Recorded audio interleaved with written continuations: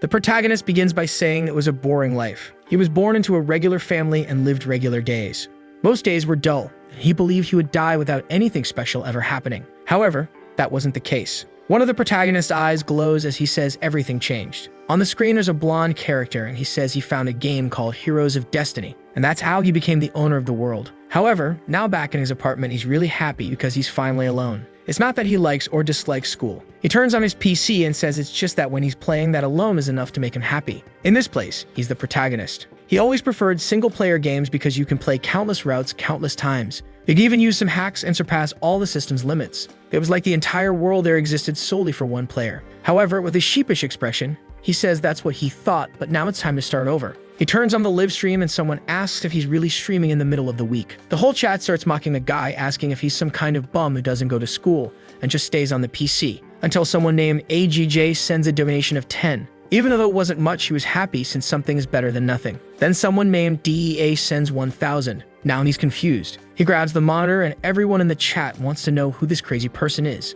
They're saying they're sure this guy will ask for a refund. But the person just asks him to check his email. When he opens the inbox, it's a message from the game's creator. He says he's a viewer who always watches the channel and is also a developer. He made a game some time ago that was so hard that nobody managed to finish it during the closed beta. And he wanted our guy to play this game to check its difficulty and approve whether he liked it or not. The protagonist got intrigued by this claim that no one could finish it. And what if he managed to complete it? Even a regular guy like him could become someone special. A window on the PC asks if he wants to install the game and he immediately says yes. With that, a game called Heroes of Destiny begins. The message says the kingdom of Roke was destroyed by the kingdom of Japol in 294. He would be born as an insignificant soul in this place and become a hero to stop the resurrection of the demon king. And when he ascended to the god's throne, he'd be granted any wish he desired. Over an ocean, he says the graphics are much worse than he imagined. But considering it's a game developed by a single person, this is the limit of what can be done. He then writes his name, which would be master of the game. And with that, a welcome message to the continent of Ellen appears. He then finds himself lost in the middle of a forest. The game seemed pretty ordinary and weird because it didn't even have a tutorial, but he was fine with that. That's when he noticed something ahead. It was the village chief who says he's not a familiar face and asks what he wants there. However, the protagonist found it strange because there was no dialogue box. Seeing there was a box to type in, he wondered if the NPC could really understand what he was saying. He then tells the old man to hand over all the money or he'll kill everyone in the village. He waits anxiously to see how the man will respond, only for the old man to whack him on the head, asking what nonsense the boy is spouting. With that, his character falls to the ground and obviously, he dies. He was confused, trying to figure out if he could really talk to the characters. The game asks if he wants to try again, and he says of course he won't give up like that. This time, the old man asks the same question. But now he says he's in need of food and drink and asks for help. The old man, feeling sorry for him, leads him to the village and tells him to follow. He then enters the man's house, who gives him a mug, telling him to drink it to calm down first. The protagonist thanks him and drinks it, only to be poisoned and die in the chair. He then gets an idea and unplugs the internet cable from his PC. Without the internet, there'd be no way for the game's creator to control these NPCs. However, when he goes to talk to the old man, everything is bugged and strange. And in the next second, a message appears saying he was killed for speaking nonsense. At that moment, he realizes that disconnecting the internet isn't the secret to winning this. He then remembers that the name of the person who developed this game was DEA, but he has no idea if this is really a person or the name of the team behind it. It was already 1:30 a.m., and he decided to save since that was enough for one day. However, he was impressed that there was a game where you could talk to NPCs. It was almost like this world of heroes really existed. Now it made sense why no one managed to beat it during the beta test. He opens his eyes before going to sleep, thinking that he was really getting excited. From that day on, driven by the desire to be special, he was absorbed into that game. As he progressed, he lost track of time. He was completely immersed, and this continued for 10 years. Wow, the guy is motivated, huh? 10 years playing the same thing. In an office, someone calls for Oshiro-san. Turns out it's his coworker. She says she's already sent the files he asked for, and the guy thanks her. Some time passes, and she congratulates him for finishing everything. Our boy thanks her as well and helps while she stands there, a bit embarrassed, not knowing what to say. She then asks him why they don't go out for a little dinner, just the two of them, before heading home, and maybe have a second dinner after they get home. Her face clearly shows what she's hoping for. However, our Oshiro-san apologizes, saying he has to go home. The poor girl is left stunned. He says there's something much more important he has to do and waves goodbye. It seems she's disappointed again, having been rejected once more. She's been getting turned down for quite some time. I'll let it slide this time because today is the day he's finally finishing the game after 10 years, right?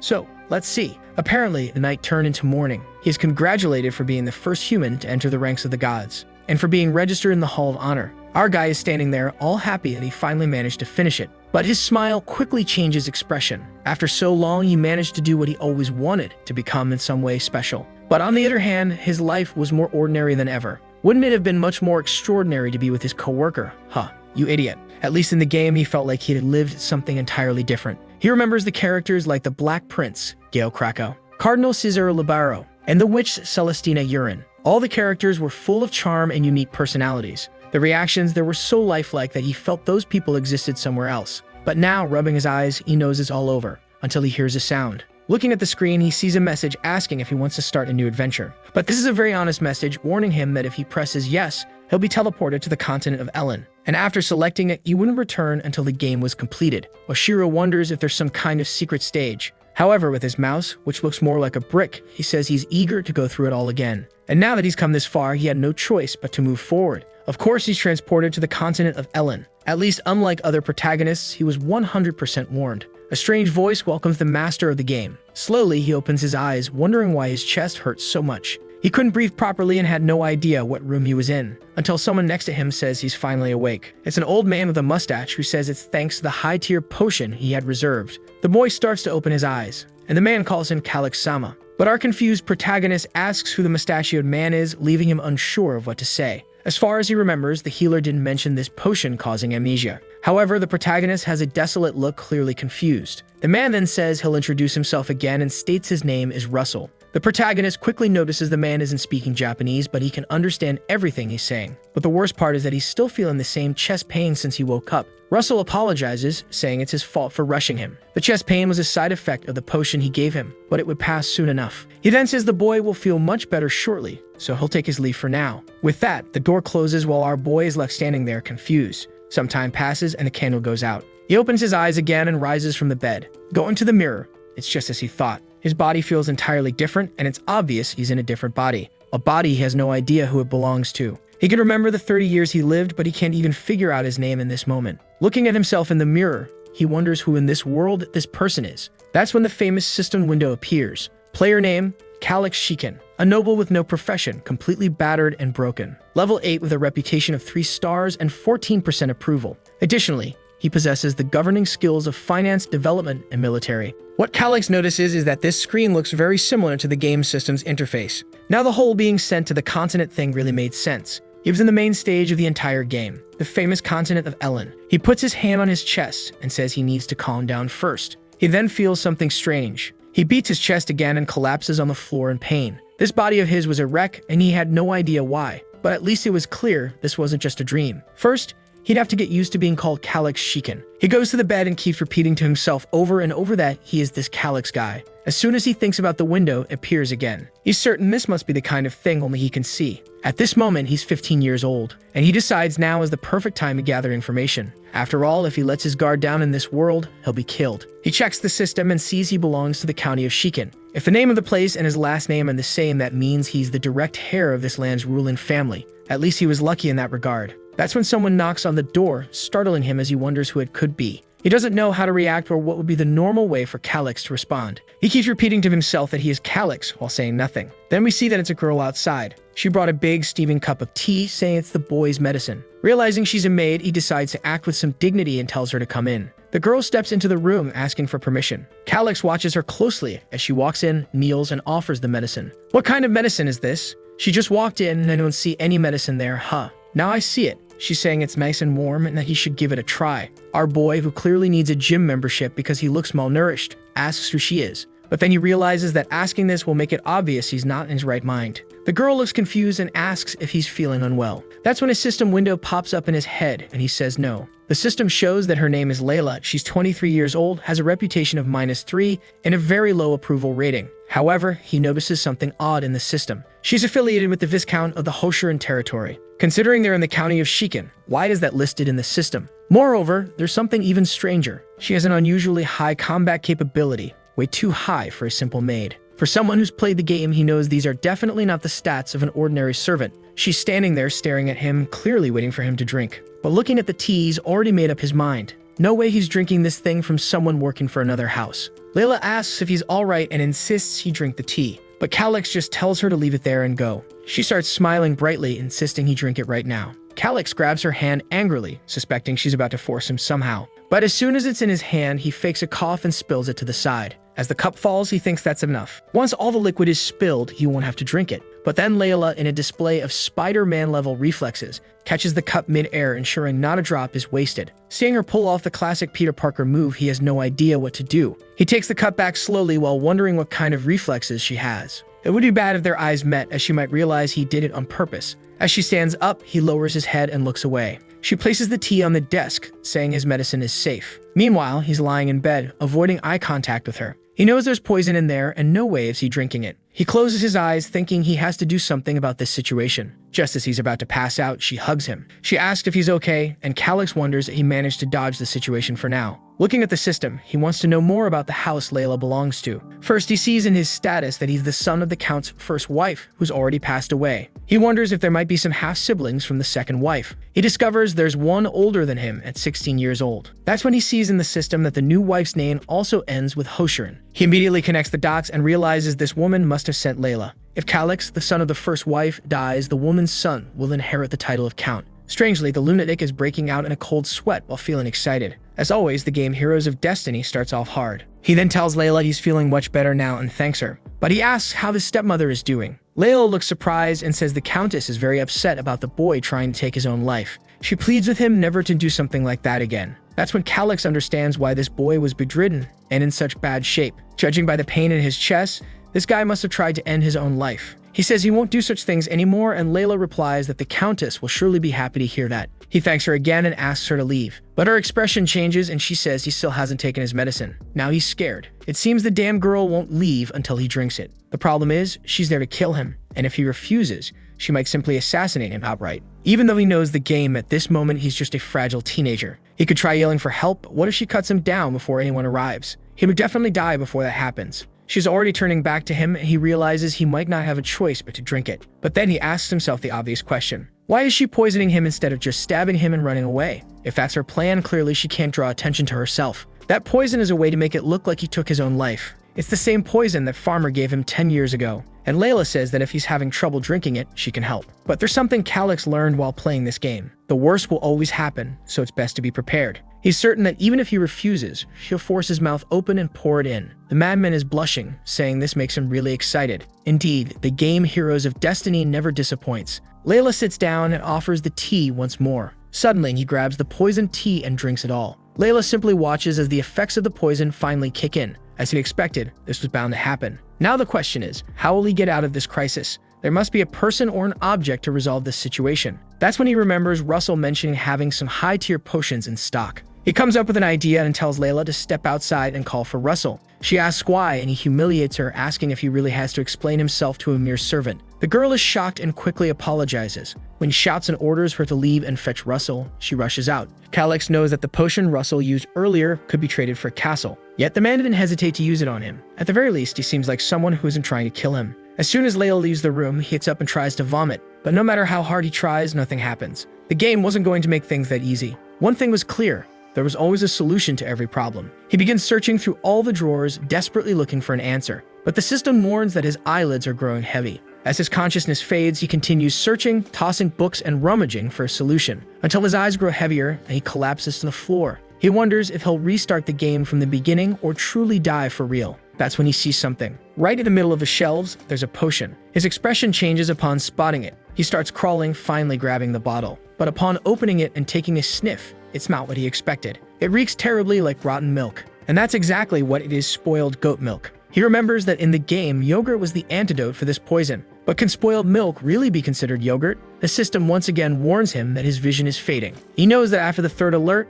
he'll have only 1 minute left. He brings the drink to his mouth, vowing to get even with Layla. And then he drinks it before losing consciousness again. Sometime later, he wakes up with Russell asking if he's alright. As Calix opens his eyes, he has no idea if it's deja vu or if the game reset. But Russell doesn't understand what he's talking about and points out something more pressing. He wants to know why the room is such a mess and why the boy was sleeping on the floor when he came in. Calix realizes the game didn't reset, he managed to survive. But that near-death experience is something he never wants to go through again. No matter what happens, he is determined to live. Now that this is settled, he needs to check the status of this man. He observes Russell and the system window appears. At the moment, Russell is the acting count of this land because the previous count died and hadn't chosen an heir yet. Even though it's a temporary position, it's something that could help him. The man seems like a strict military type, so Calyx believes he can be trusted. At least he was the one who saved him with that potion. Calyx calls out to Russell, saying he has something to share. They talk for a while, and it seems Calyx tells him everything about what's happening. But Russell says there's no evidence. Calyx learns that the potion Russell used was standard protocol in this family. It was just following normal orders. Russell explains that to him, all heirs of the Shikin family are equal, and he is obliged to serve both sides. Calyx then asks if Russell wants him to keep taking that medicine until he dies so everyone can claim the inheritance. But Russell questions if Calyx really lost his memory. He should know that the Shikin family is in serious financial trouble. In fact, it's a blessing that the Dalila family is helping them. He asks if the boy truly doesn't remember this or is just pretending. Calyx realizes Russell won't act without concrete proof. At least he figures the woman who poisoned him must believe he's dead. He tells Russell to let it go, saying it's fine. However, he has a simple request.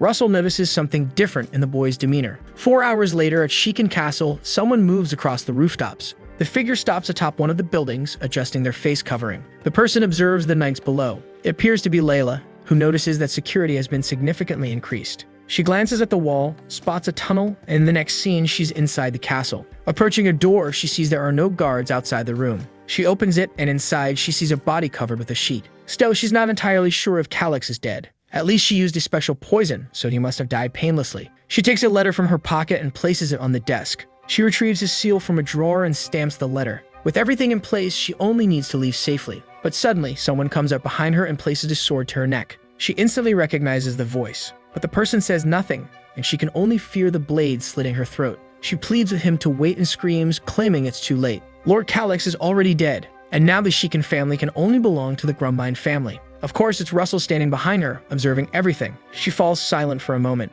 Then she asks if he shouldn't just be a simple noble serving the Shikin family. But that's when the boy stands up and says it all went exactly as he expected. The foolish girl is startled, isn't she? Our guy says that the slow death poison is quite stimulating, but he finds it interesting how one noble family is trying to poison another. He's certain that if this came to light, it would turn into a complete mess. Suddenly, Layla crouches and pulls her arm out of Russell's grip. But as soon as she tries to turn away, he grabs her arm again. With a swift turn and a strike to the ribs, she stumbles, revealing her thighs. Calyx knows that the difference between their skill levels is 3 stages. Clearly, she stands no chance. But Layla insists, saying he has no physical evidence, so no one will believe him. However, Calyx calmly replies that attempting to assassinate a noble is punishable by death, even if the assailant is a noble themselves. And his evidence is clearly right there on the desk. When it comes to witnesses, he points at her, saying there's one standing right in front of him. Suddenly, her expression changes and the poor girl begins to faint. She collapses to the floor, leaving him unsure of what just happened. Russell explains that she fainted. He places his hand over her body and observes a strange orb of mana.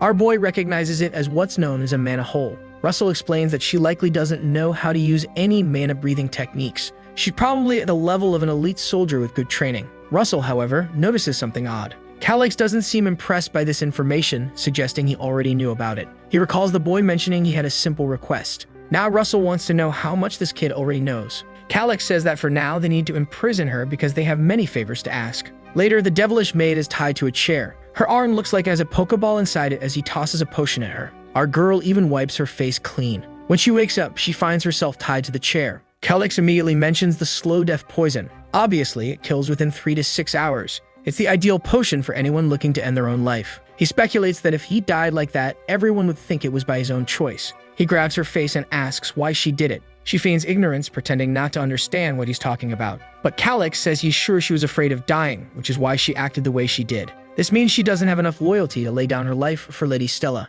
But the girl remains silent. He tells Russell to make her talk. Russell pries her mouth open and sees something in Calyx's hand, wondering what it is. But Calyx just tosses it into her mouth and she immediately smells something strange. It's probably that same goat milk again, and he orders Russell to make her drink it. She screams in the chair, trying to break free, but it's no use. When Russell lets go, she screams, asking what they made her drink. Calyx casually says it was just a little bit of poison. Then he asks if she's familiar with something called Seta's puppet. Terrified, she claims it's impossible, saying there's no way a noble from a family like his could get such a thing. But Calyx says that with enough money, you can do whatever you want. To prove it, he mentions that the primary ingredient for the recipe is white radish. Russell seems impressed while Calyx just waits for her reaction. Layla insists she doesn't believe him, but the protagonist is certain she's scared out of her mind. She then says she'll leave for now, report to her master, and say the assassination was a success. She questions whether he really thinks she'll follow his orders, but Calix simply asks if she's ready to die. Hasida's puppet poison has over 3,000 different antidotes depending on the formula, and the correct one for what she drank is stored in his mind. So if she doesn't want to die a stupid death, she better listen to him. The girl is breathing heavily, clearly shaken, but he demands her answer. After hesitating for a moment, she shouts that it's fine and asks to be untied. But Calix remarks that she seems awfully angry at the person who's saving her life. She's trembling, almost crying in the chair, begging to be released. Russell finds it strange that she suddenly decided to comply. And there she is, pleading for mercy. Calix knows it's just the spoiled goat milk wreaking havoc in her stomach. She pleads with Russell to untie her. But Russell hesitates, questioning whether Calix has forgotten that she tried to kill him. The boy responds that she's a very valuable witness and they'll need to treat her with a bit of dignity. Russell has no idea what he's talking about. Meanwhile, she keeps begging to be released. She's on the verge of tears, seemingly about to explode, pleading for freedom. Time passes. She eventually announces that she's leaving to report that the assassination was successful. She leaves the room. Now Calix knows he'll have to deal with someone else who can control all the knights. That person is standing right beside him. Russell then demands to know how Calix obtained all this knowledge. The fool is about to say he learned everything from books but realizes Russell wouldn't believe that. Russell warns him that explaining such things through a book would be akin to signing a death sentence. Now Calix is unsure what to say. No one will believe him if he claims he's from another world. He then asks Russell if he remembers the dagger he plunged into his own chest. Russell says he does but wants to know why he's bringing it up. Our boy explains that the dagger is actually an heirloom passed down from his mother. She claimed to possess mysterious powers, and it seems those powers have now awakened within him. Russell doesn't look convinced, but Calix says he never imagined the secret to gaining such knowledge was to strike his own heart. The butler insists that if it were such a rare item, everyone would know about it. Calix thinks for a moment and asks if he's heard of the dagger of Claire. Apparently Russell has, as he asks if the previous lady's dagger really was that artifact. If it was indeed that treasure, it could explain Calix's vast knowledge. However, Russell says there's one issue. He wants to know if anyone else knows about this. Calix assures him that no one does. He's the first. He then asks Russell what he thought about Layla's story,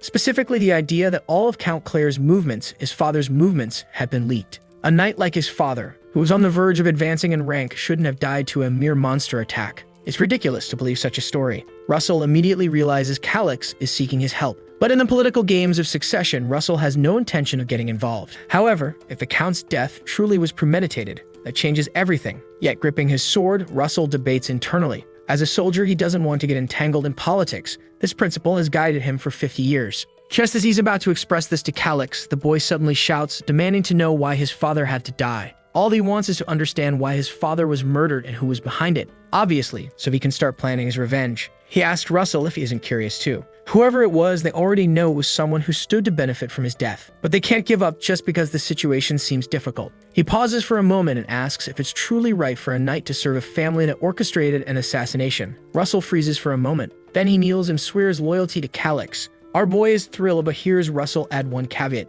By doing this, he is abandoning the beliefs he held for 50 years. Never to involve himself in politics. But Calix is just happy to gain someone so powerful as an ally, especially one invested in the vengeance he seeks. He tells Russell to rise, saying he doesn't need to swear loyalty to someone who doesn't even hold a title. But Russell reassures him, saying he'll ensure the boy grows strong. Our guy quickly changes the subject, not wanting this conversation to lead to Russell suggesting training him. He then says that now that they know about the Countess poisoning attempt, everything is falling into place. They're only at the beginning of their revenge. Russell asks how he can assist. Calix is about to reply when the scene changes. A group of people is gathered around an enormous table. A blonde woman with a fan comments that everyone is finally present. Some people whisper, questioning why the Countess is sitting on the throne. The Countess speaks up, saying that some of them must already know what happened yesterday with Prince Calix. He attempted to end his life using a poison known as slow death. One of the older men says it's the typical choice for those looking to take their own life, and if he consumed it, death was inevitable. Everyone is aware that with Calix's death, the faction he represented has become irrelevant. The Countess is overjoyed by Calix's apparent demise. Now it's certain that Grumbine will assume the Count's seat. This is exactly the question everyone in the room is asking. Some suggest that the Countess take charge temporarily. Meanwhile, in the next room, a boy is getting ready, remarking how things are becoming quite interesting. He calls out to Russell, who declares he'll follow him to the end. Our boy is fully armored, ready for battle. It seems Grumbine is just some chubby kid, likely the son of that scheming woman. Everyone is smiling until someone kicks the door open. Who steps in? Everyone? By their shocked faces, you already know. It's Calix, with Russell right behind him. The Countess is utterly confused, unable to comprehend why he's alive. Everyone in the room starts whispering the same question. Calix marches up to the Countess and calls her by name. He informs her that the throne she's sitting on does not belong to her. She tries to play it cool, commenting on how energetic he looks and asking how he's feeling. He smiles, saying he drank the poison but luckily survived. Then he warns her that she was far too hasty in her plans. She tells him to calm down and not make baseless accusations. Even though he never acknowledged her as his mother, calling her an assassin is unforgivable. She screams, declaring that in the Grand Hall, one must take responsibility for their words. But Calix responds, saying it's impressive how she remains so dishonest even after being exposed. The Duchess, clueless about what he's planning, asks what he's talking about. Calix simply says that for now, this is the next step. Suddenly, he claps his hands and someone enters the room. Layla walks in and he announces that the witness has something to say. The others in the room have no idea who this woman is, while the Duchess immediately realizes that if it's who she thinks it is, she's in deep trouble. Layla kneels and Calix asks her to state her name. The girl slowly opens her eyes, glances at Grumbine, and introduces herself as Layla. Now the Duchess is panicking, unsure why this girl is here. Layla introduces herself as a shadow operative from the Hoshiran family's Special Operations Unit. Calix commands her to explain. She explains that members of this unit are orphans trained in the Gorda fields. The children who survived were selected and sent to other locations with false identities. He asks if she was working undercover at his castle. She says yes, pretending to be a maid employed by Lady Stella. Calix then asks if she knew of her true mission. Layla admits that she did. The Duchess yells, claiming that all of this is a nonsensical conspiracy. Others in the room protest, saying Layla had worked at the castle for 5 years. How could she possibly be a spy? The room erupts with accusations that the Hoshiran family is scheming something. However, others question why Layla would confess to such a thing without reason. The treasurer next to the Duchess starts to panic. He shouts at Russell, demanding to know why he's staying silent. Does he really believe the words of a maid like her? Russell calmly responds that she isn't a maid but a criminal caught in the act. She was forced to admit that she was a spy working for the Hoshiran family. Whether this is a conspiracy or not, it must be judged after hearing her testimony. The treasurer has no good response. Another noble interrupts, telling the treasurer to stop interfering and let the woman speak. The treasurer, angered, asks what he just said, but someone else shouts for everyone to be quiet. The room falls silent, and the Duchess's anger is palpable. Someone asks Layla what her mission was while working for the Hoshiran family. She states it was to gather information. Calix asks what kind of information. She explains that she was tasked with tracking all income and expenses of the territory, noting all travel dates and destinations of the former count, and monitoring the movements of political allies and vassals. Calix then steps forward and asks her what her most recent mission was. She reveals that her orders were to poison Prince Calix with the slow death venom. After his death, she was to place a forged suicide note in his room to make it appear he had taken his own life. Calix, cold and calculated, asks her what the outcome of her mission was. She admits that she successfully poisoned him but was caught by Count Russell when she entered to plant the note. The Duchess screams, demanding that the woman be arrested. Guards rush to seize Layla, who tries to resist, shouting that there's no evidence to back these claims. Calix, looking as composed as ever, calls out to Russell. Russell nods and presents the forged suicide note. He explains that he was in Calix's room when Layla entered to plant the letter. Then he reveals a memory of the Earth Scroll. He reminds everyone that this magic is capable of revealing malicious intentions. With this scroll, they could uncover who ordered Layla to carry out this act. The treasurer realizes that if this evidence is revealed, it's over for all of them. They have to stop it, even if it meant silencing everyone in the room. Calix, noticing the treasurer's tension, smirks, already knowing he tries something drastic. He stretches his arms and calls for the knights to enter. The room fills with the sound of footsteps as an army of knights marches in, positioning themselves behind each noble. Now there was no way to suppress the truth. The treasurer, terrified, demands to know from Russell what this means. Russell explains that after reviewing the scroll's contents, the results were shocking. To prevent disorder and chaos, summoning the knights was the only option. The nobles protest, claiming it's wrong to bring soldiers into the sacred Great Hall. Meanwhile, Grumbine, the chubby-haired parent, sits in stunned silence, looking like a fool. The Duchess, realizing the knight's presence means the evidence is irrefutable, knows she's trapped. There's nothing she can do now. Calix then asks Russell what the punishment is for a noble who attempts to kill a member of their own family. Russell replies that it's death by hanging. The Duchess, in desperation, grabs her piggish son and declares he had nothing to do with this. She turns to Calix, pleading, saying that while they aren't related by blood, she is still his mother. She begs him to believe her, but Calix only glances at Layla. With a sly smile, he asks her if this is true. Layla, trembling, reveals that when she received her orders from the Countess, Prince Grumbine was present. Calix smiles and the Duchess falls into despair, screaming and crying, claiming it's all a lie. But it's a lie. Our boy, unfazed, announces that he doesn't care if it's a lie. He's determined to take them both down. After all, she's the one who tried to assassinate him in the first place, making them the true cowards. Looking at her sobbing on the floor, he declares that the fox hunt has now reached its climax. As the Duchess sits there, her jaw practically glued to the table in shock, someone suddenly slams their hand on the table and calls for Calix. Calix looks over. It's the king of McDonald's himself, Grumbine. The Duchess screams for her son, and Calix turns just in time to see the boy beside him. But instead of defending himself, Grumbine kneels, bowing deeply at Calix. The entire room is stunned as Grumbine stares at the floor like he's searching for ants. The other nobles urge him to stand, demanding to know what's going on. But Grumbine calls out to Calix, saying he'll accept any punishment as long as his mother is spared. The Duchess, confused and panicking, begins screaming at Grumbine to return to his seat. The nobles murmur that things have gone too far, but it's clear Grumbine has crossed a line to save his mother. Calix immediately realizes that if he orders both of them killed now, he'll be seen as the villain. He wonders if this has been Grumbine's plan all along. Despite his anger, he places a hand on Grumbine's shoulder and says it's fine. If he truly cares so much for his mother, Calix has no choice. Grumbine looks up, surprised and hopeful, asking what he means. Calix states that if Grumbine confesses his involvement, he'll request a reduced punishment for his mother, but he warns him to think carefully about what that means. Grumbine hesitates, unsure of what to say, while the Duchess screams at him not to do anything unnecessary. She orders Calix to stop threatening her eldest son, but other nobles interject, blaming her for plotting to kill Calix in the first place. Meanwhile, Grumbine appears lost, unable to understand how everything spiraled so terribly out of control. Calix, growing tired of the chaos, calls for Russell and instructs him to arrest them both. The knights in the corner step forward, surrounding the Duchess. She orders them to stop, questioning if they know who she is. But from the side, Grumbine can only watch as his mother is gagged. He clenches his fists. Calix turns to him and asks if he'll take responsibility for the crime of attempting to poison him. Despite his fear, Grumbine, showing unexpected courage, admits to it. Calix had anticipated this. After all, it was the only move Grumbine had left. Impressed by the boy's calculations, Calix declares that since he confessed before the evidence was fully revealed, the family's name will remain untarnished. However, as part of his sentence, Grumbine must seal his mana permanently to prove he won't cause further harm. Grumbine hadn't expected this. In this kingdom, society is divided into classes: nobles, knights, commoners, and slaves. The only way to become a knight is by using mana to strengthen the body. Sealing one's mana is akin to a social death sentence for a noble. Grumbine turns desperately toward his mother, who lies on the floor, confused about what he'll do. If he refuses to seal his mana, his mother will be exposed and hanged, a fate he cannot accept. The Duchess, unable to speak through her gag, shakes her head violently, knowing this punishment is worse than death for a noble. Taking a deep breath, Grumbine stands and agrees to the terms. Russell assures him it will be done.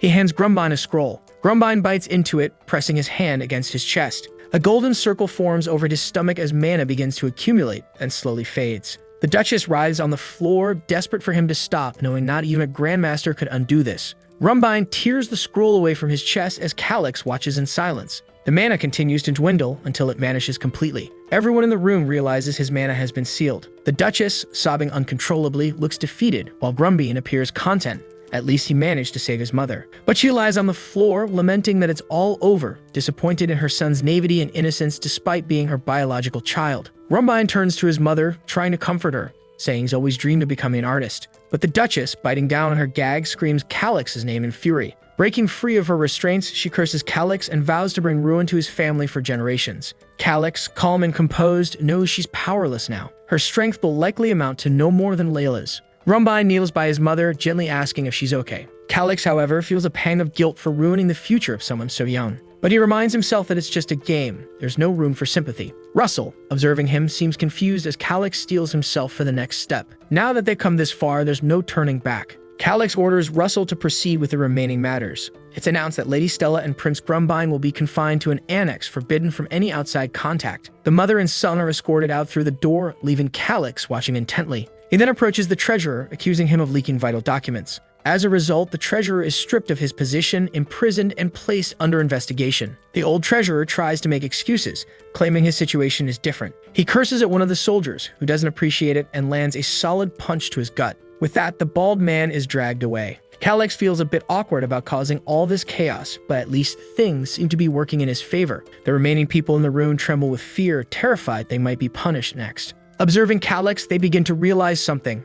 Russell's support means that all the knights are aligned with this prince. In a way, the succession dispute has already ended. Russell's loyalty to Calix is a direct warning to everyone in the room. Calix calls for the head of security, who nervously approaches. Russell steps in, declaring that the man is suspended from all his duties. The security chief has no choice but to accept, while the others in the room grow even more anxious, fearing they might be next. Suddenly, a man seated in the corner apologizes. He admits to failing his duties and asks to be dismissed. Calix, however, knows that this man, Garrett, is one of Russell's trusted allies. Russell immediately denies the resignation, stating firmly that it won't be accepted. Those who want to work don't get to, and those who don't want to will have to, Russell remarks sarcastically. The room prepares a list of all the officials involved in the incident. Garrett is tasked with overseeing their removal. As this unfolds, Calix walks over to Garrett. He informs him that only 4 individuals from the finance department will be exempt from investigation. Clearly, they'll need a lot of new personnel. Garrett advises leniency toward those with minor infractions, warning that removing too many officials at once could disrupt operations.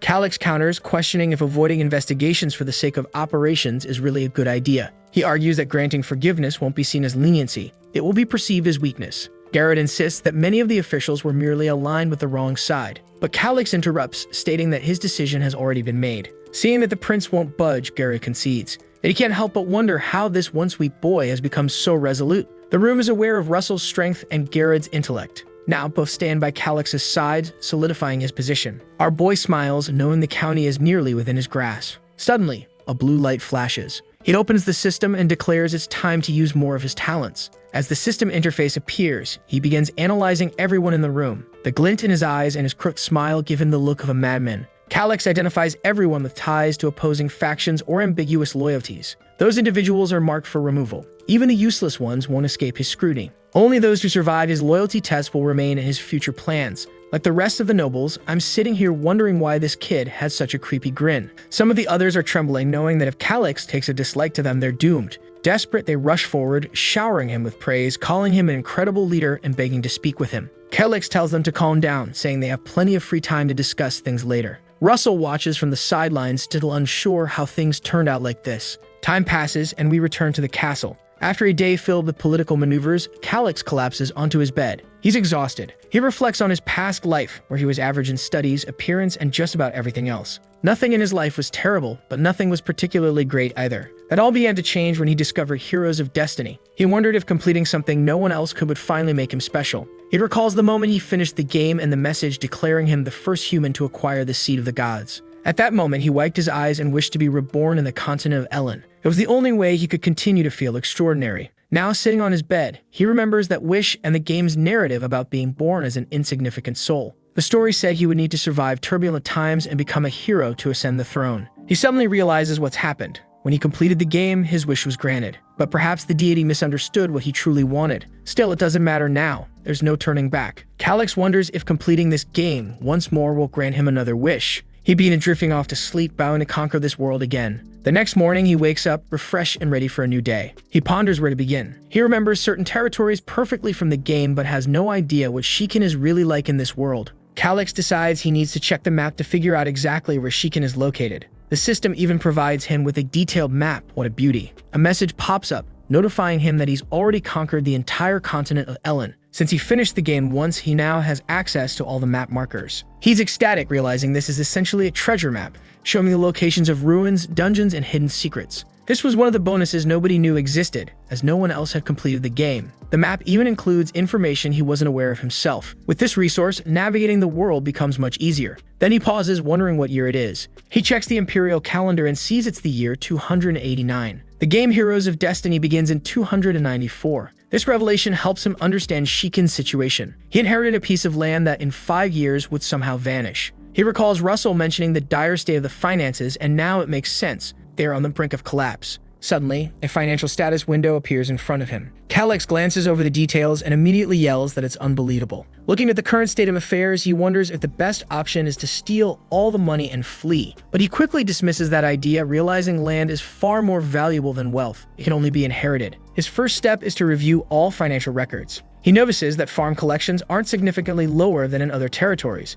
Defense expenditures haven't risen much either. Time passes as he pores over the documents. A few hours later, he slams the papers onto the table, exclaiming that he's exhausted. Analyzing 10 years of territorial finances is too much for him. However, he identifies a major problem. The trade route with the Medrosa Desert has been severed. Apparently, another nation established a more lucrative trade route, drawing merchants away. What puzzles him is how they managed to fund such a large-scale project. On top of that, the annual debts are growing faster than their yearly income. Statistics alone aren't enough to solve this mystery. He needs more information. Frustrated, he rubs his head until an idea sparks. He remembers the old man from the meeting, the treasurer Gidris, who was caught embezzling funds. At the moment, Gidris is locked up in the dungeons. The scene shifts to Calix descending into the cells. A guard stationed at the entrance asks what Prince Calyx is doing there. Calyx requests to see Gidris, pinching his nose at the overwhelming stench of the place. As they walk, the guard remarks that he never imagined the prince would visit such a place. Calyx remembers this guard from the meeting, a type who submits easily to power. He calls out to the guard, who nervously responds. Calyx, knowing the guard lacks authority, asks if innocent people should have their names cleared. The guard agrees enthusiastically, saying the prince is absolutely correct. Calyx continues, suggesting that criminals who don't deserve freedom should also be reinvestigated. The guard salutes, claiming he understands perfectly. Though Calyx doesn't fully grasp why this man abandoned his previous loyalty to work with him, he decides to use him for now. He reminds the guard not to address him as Lord just yet, as he hasn't officially taken the title. The guard apologizes, calling him Prince again. Feeling slightly awkward for enforcing formalities so hard, Calyx simply orders the guard to lead him to Gidris. Moments later, they arrive at Gidris' cell. Inside, Gidris complains about the disgusting food, declaring that he'll be out soon anyway. Suddenly, Calyx appears, asking how exactly Gidris plans to escape. What incredible plan does he have up his sleeve? Gidris turns, smiling confidently, and says he's been waiting for the prince. He claims Calyx owes him a favor. Confused, Calyx retorts that he owes Gidris nothing. The only thing he'll ensure is that the rope for his hanging is strong enough not to snap. But Gidris, far from stupid, argues that while he may be imprisoned now, he's the only person with 20 years of experience managing Shikin's finances. If the prince is visiting him, it must be for that reason. Calyx reminds him that he lost his financial position, but Gidris counters by asking if he's curious about the root of Shikin's massive debt. Calyx's anger flares as the smug treasurer seems oblivious to his situation. Meanwhile, Gidris grins arrogantly. Suddenly, Calyx calls for the guard and asks if there's a torture expert on hand. The guard hesitates but confirms they have one. Calyx orders him to fetch the expert. When the guard hesitates again, Calyx yells, asking if it looks like he's joking. Terrified, the guard scrambles to comply, leaving a cloud of dust behind him. Fuming, Calyx decides Gidris needs to understand how things are handled in this territory. Gidris quickly realizes that if a torture expert gets involved, he's in real trouble. Calyx remarks that someone like Gidris probably doesn't have much tolerance for pain. Calyx smirks and wishes Gidris good luck. If your resilience impresses me, he says, maybe I'll let you hang slowly instead of all at once. Gidris is taken aback. This kid is far more serious than he expected. He immediately begins begging for mercy, pleading that he has valuable information that could bring great profit to the territory. Calyx, unimpressed, tells him to start talking. Gidris begins explaining how the debts of Shikin came to be. All the major debts of this territory are tied to a merchant named Gerard Merces, Gidris says. Apparently, Gerard manages a secret vault for the Hoshurin family. The Hoshurins use Gerard to avoid paying royal taxes on mining operations. But Calyx interrupts, asking why not just report Gerard to the royal family and shift the debt onto him? Or perhaps sell the debt rights before arresting him. Gidris seems stunned, clearly impressed by the suggestion. That's an incredible plan, he stammers, one I hadn't considered. Before Gidris can elaborate, the guard suddenly returns, announcing that he's brought the territory's best torture expert. Calyx lights up with excitement, while Gidris begins pleading more desperately for mercy. I know where Gerard's secret vault is, he blurts out. This catches Calyx's attention for a moment, but before he can react, the torturer shoves Gidris to the ground, telling him to keep quiet. Gidris continues to insist, shouting that he's telling the truth. He's worked in Shikin for so long that he's the only one who knows the vault's location. Calyx steps on Gidris' face with his boot, commanding him to speak. Where exactly is this secret vault? Gidris hesitates, clearly trying to stall. Calyx growls, start talking. The torturer cracks his knuckles, saying breaking fingers one by one is always a good start. Panicked, Gidris admits that he once tried to rob the vault but failed. Calyx immediately deduces that Gidris didn't act alone. The old man confirms this, explaining that he paid some bandits in gold bars to help him. How much did you pay?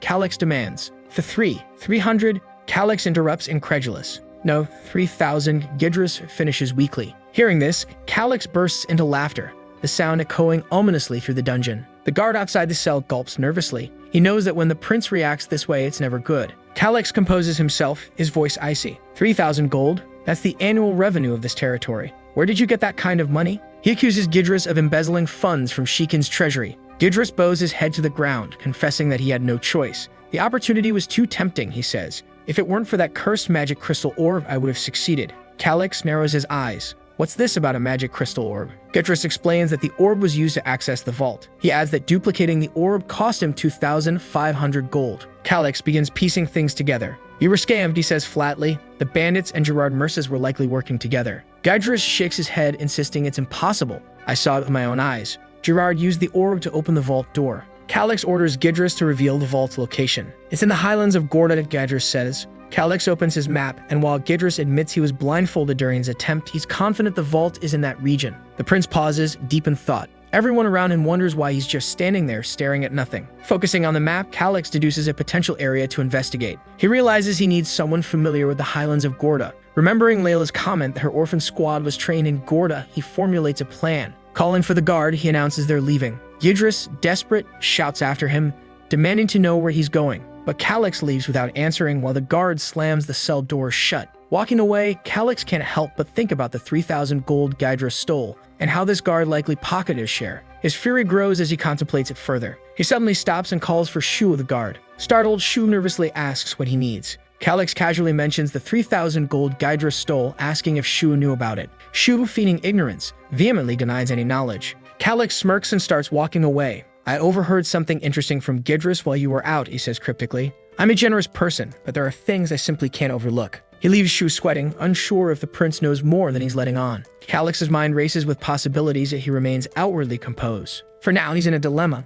but he knows this is just the beginning. The guard collapses to the ground, wailing that the damned pig Gidris must have revealed everything while he was away. Desperate, he begs for forgiveness, promising never to betray anyone again. But Calix doesn't respond. It's only when the guard looks up that he realizes the prince has already left. However, the guard shrugs it off, shifting his anger toward Gidris. Determined to take revenge, he bolts toward the dungeon. Meanwhile, Calix is leaning casually behind a well, smirking to himself. Suddenly, someone approaches from behind, catching his attention. He turns, raising an eyebrow, and asks who the person is. By their attire, he identifies them as a knight from the Order of the Blue Lion. He asks what the knight is doing here. The knight introduces himself as Krot Solemn, explaining that Lord Russell assigned him to accompany the prince. Calix acknowledges this, immediately activating his system to analyze Krot's stats. To his surprise, Krot is 26 years old, a senior knight level 52, and classified as S rank, a remarkable warrior. Calix is impressed, wondering why someone of this caliber wasn't part of Heroes of Destiny. The name Krot Solemn doesn't ring any bells, leading Calix to suspect he must have died early in the game's timeline.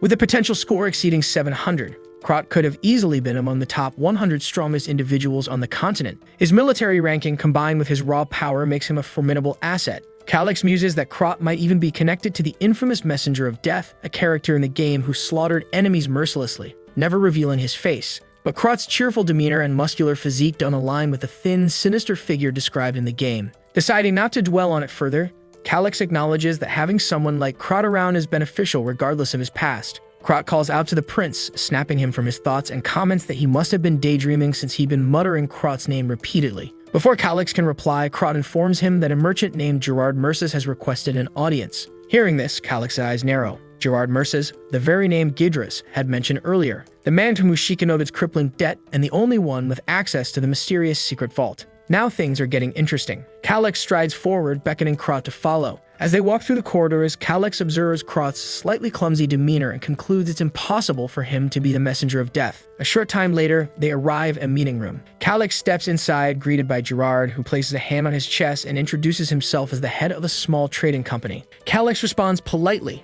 remarking that he's heard of Gerard's well-respected reputation in business. Talented merchants like you are always welcome, he adds. Gerard bows deeply, thanking the prince for his kind words. Calix cuts to the chase, asking why a successful merchant like Gerard would seek a meeting with someone like him. I currently hold no official position of authority, Calix points out. If this is about business, I have no jurisdiction over territorial matters. Gerard chuckles awkwardly, admitting that while it's true Sheikah is currently managed by Count Russell, the territory's future belongs to Calix. There's no one in Sheikah who opposes your decisions, Prince Calix, Gerard says confidently. Calix, maintaining his humility, counters, don't overestimate me. I'm just one of two heirs, nothing more. Krot laughs, pointing out that Calix is being far too modest. Everyone knows the succession has already been decided, even if it hasn't been formally announced. Gerard nods, admitting that such rumors align with what he's heard. The merchant apologizes if his words were presumptuous. Calix notes that Gerard is undeniably a capable businessman. After all, someone without access to vital information wouldn't survive in this line of work. However,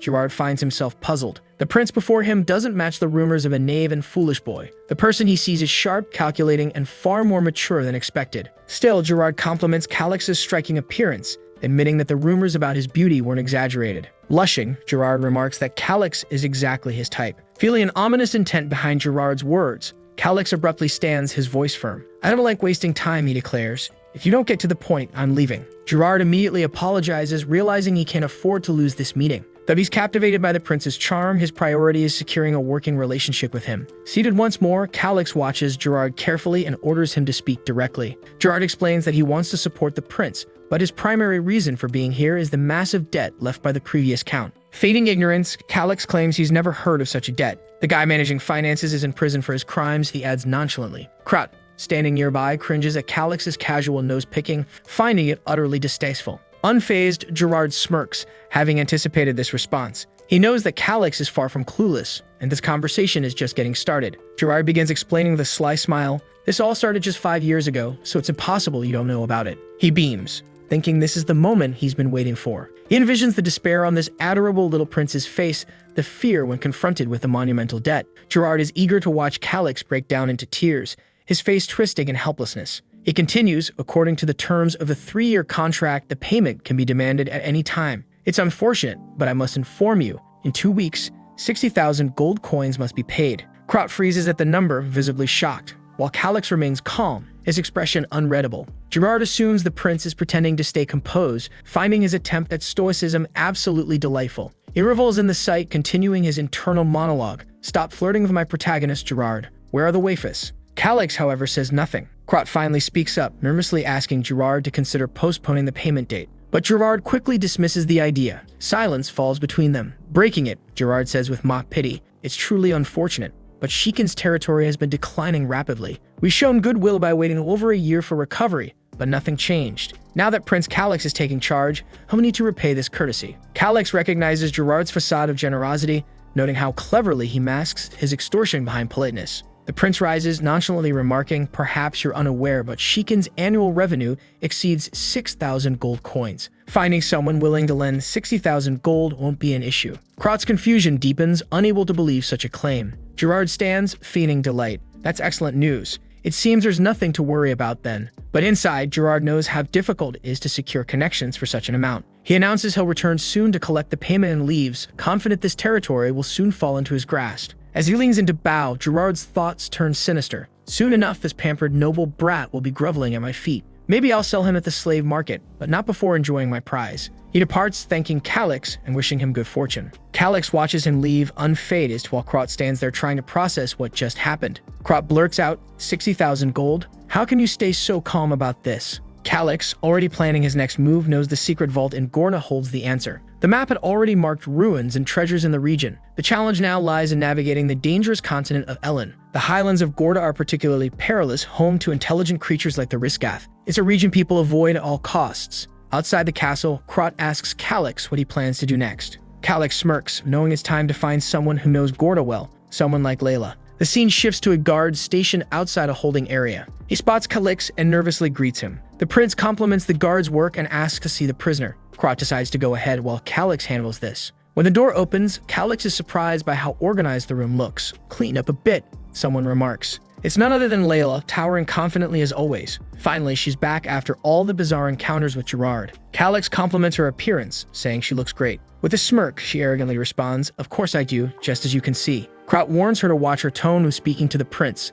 but Layla and Calix merely exchange knowing looks. She brings up the poison he gave her, saying it was from Cetus Marionette, wasn't it? You tricked me. Calix is impressed, admitting she figured it out faster than he expected. Sitting at the table, she asks why he's here. "Do you mean me for something? I can already tell you do." She leans in seductively, saying, "I don't follow your orders anymore. But if we share a very intimate moment together, I might consider it." Krat immediately tells her to hold her insolent tongue. Calix, unfazed, cuts to the chase. "I'm here to give you a chance to survive." Intrigued, Layla asks for more details. Calix explains that the moment she's released, she'll be killed. Layla seems confused, prompting Calix to elaborate. She should already know the Shikin family is at odds with the Hoshirans. "That's obvious," Layla replies. "You forced the only heir of Hoshiran to seal his mana." Calix nods, stating she was instrumental in that success and should understand the danger she faces. Finally, it clicks for her. "The Hoshirans will want me dead because of my testimony, won't they?" "Exactly," Calix confirms. "Restoring Grumbein's mana is impossible, and without it, the Hoshirans have no chance of conquering Shikin.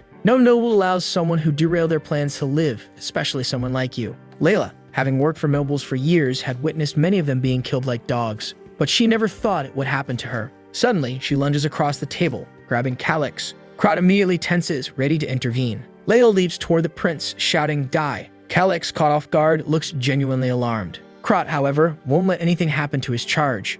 That in the moment he comes stomping with his big foot and slams her against the wall, calling her a filthy assassin and asking how she dares to challenge the young lord like that. Calix thanks her but says there's no need to humiliate the poor girl so much. After all, it was thanks to her that he secured his position as the next lord. He then tells her that normally those who help someone wake up to reality tend to be more hated than those who drag people into despair. And the reason for this is because it's easier that way. Many people believe that living in a lie is better, even just for a moment. But he smiles at her and says that considering how motivated she seems to survive, she doesn't seem like that type of person. She says she's not and shouts, warning that she wouldn't die under any circumstances. He then smiles and says that if that's the case, he has a way to make her useful. If she helps him with the work he needs done, she will also receive protection in the meantime. And if she has a family, you would take care of them too. However, Layla misunderstands and asks if, by any chance, he's threatening her family. He stands up with that dumbfounded look on his face. He tells her not to misunderstand because if he wanted to, he would have killed her already. Assassins like her are everywhere. The girl knows that's true. To a noble like him, she is nothing more than a tool. He then asks why he wants her and not someone else. There must be some reason he's going through all this trouble to persuade her. Our guy says the first reason is because it would be too much work to find someone else, and the other is because of something she said to him earlier. He then leaves saying that before explaining why, he would give her a minute. If she didn't agree with him within that time, she'd be free to pursue the freedom she so craved. However, Layla knows the truth is that this freedom will cost her life. Here's her only option because leaving that place, she'll be killed by the other family. She didn't want to agree with that cute little runt, but at this moment, she had no choice. And with great determination, she says she understands. Considering the conflict between the two families, she benefits more by helping Shiken. Our boy smiles and says that she's finally starting to think straight. However, she puts her hand on her waist and says she's not going to be a subordinate. She wants to be hired as a regular mercenary instead, and she wouldn't accept a runt like him bossing her around. Suddenly, Krot jumps in and orders her to start respecting the young master. She apologizes and says she's just joking now that they're on the same team. There's no need for him to act like that. Or was he the type of person who liked hitting his allies? Poor Krot just gets even angrier, and the two start to clash again. Suddenly, Calix asks her about something she mentioned the other day, the Hoshiran family training grounds located in the lands of Golda. She remembers saying that to him and asks what this information has to do with anything. But Calix interrupts her and tells Krot that he needs a map of the entire area surrounding those grounds, because the little map he has only he can see in the small window. Krot says there's a giant map in the military council area. He pushes our boy, telling him to go. However, looking back, he sees that our guy is just standing there, grinning at the front. Krot immediately asks if, by any chance, he doesn't know the way. And Calix says he does know, but he prefers having someone protect him from the front. Meanwhile, Layla is standing there with a dumbfounded look, not understanding their bickering. Sometime later in the castle, they finally arrive in the war room. Our boy is all gleaming as he looks around. And Krot says that all the greatest military secrets of the continent of Elen are there. Our boy starts looking for the lands of Golda. Upon finding it, he asks if they know about that place. Krot says it's a well-known area. There's an ongoing territorial dispute between the Hoshiran family and the Baron of the Ereban family. The reason for the conflict is some high-quality copper mines.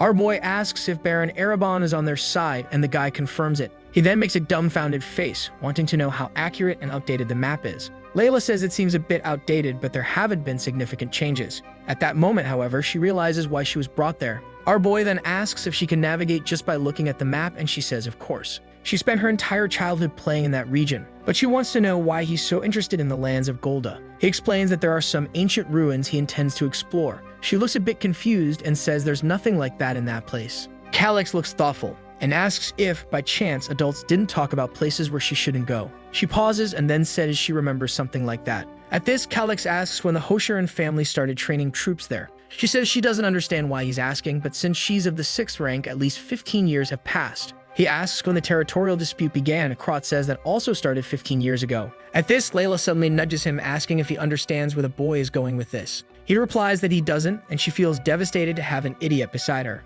Once again, they start bickering, until Calix interrupts them and says that training an army costs a lot of money. They wouldn't have started creating those troops out of nowhere without an important reason. Once again, the dumb girl asks what the boy's point is, and Krot tells her to realize quickly that this means that somehow they managed to obtain a lot of money. Calix says that's exactly it. 15 years ago, the Hoshiran family found a new source of income, and they likely used that money to train their new armies. Once the troops were ready, they were dispatched to numerous territories, exactly as happened with Layla. She says she understands, but what would be the connection between that source of money and the ruins he's looking for? Calix says that silver mines are often found alongside copper mines. Besides that, some copper ores can also contain traces of silver. Krot asks if he's suggesting that the Hoshiran family is secretly mining silver, and that would be an extremely serious crime. Calix says yes and tells him to think about it. The law of this place stated that any gold or silver found always belonged to the royal family, no matter where it was located. However, it would be foolish to believe that every noble would be that fair. Krot asks what the connection to the ruins is, and our boy says he already knows what kind of ruins they are. Perfect ones to hide this type of secret.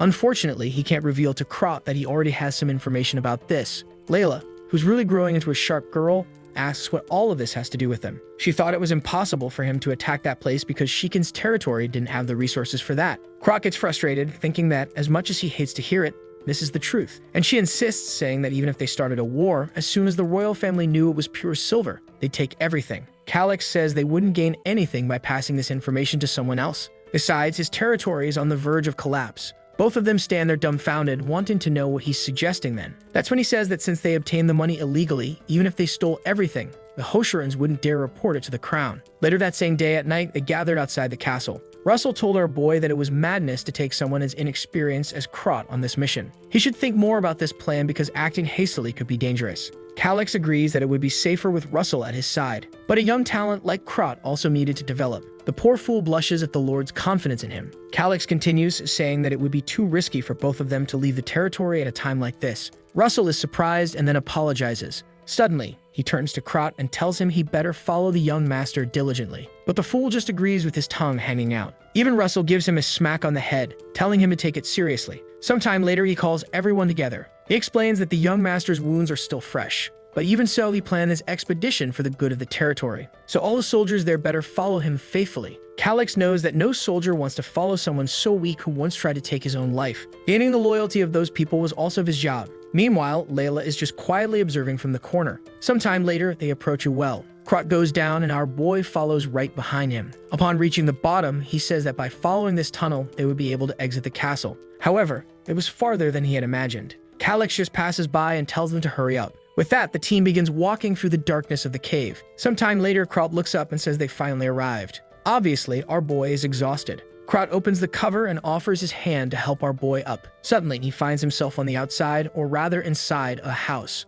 Krot explains that this is an old water mill that had been abandoned a long time ago. Already outside, our boy is impressed. He had already prepared several supply horses. Krot calls him Lord and tells him to get on the horse. But Calix tells him to stop using that kind of title in this place. It would be stupid to call him Lord outside the castle when they're heading toward hostile territory. From now on, he's to call him only Young Master. The army guys put on peasant clothes, but he's still not sure if that's enough to fool anyone. At that, he calls for Krot and asks if he prepared everything he requested. He says yes, but seems a bit hesitant. He pulls out his stinky cloak and asks if he really has to wear something like this. Our boy says that if he wants, he can wear a porter's outfit, but then Calix will have to play the role of Layla's newly husband. Krot immediately says there's no way he's letting the young lord stand next to an assassin. When he says that, everyone turns to stare at her. Calix realizes the fool is talking more than he should again. He stomps off angrily while thinking that he didn't say a single lie. But since Calix asked, he gives her his hand and asks if my lady would go with him. But she just tells him to stop calling her that and to get out of the way.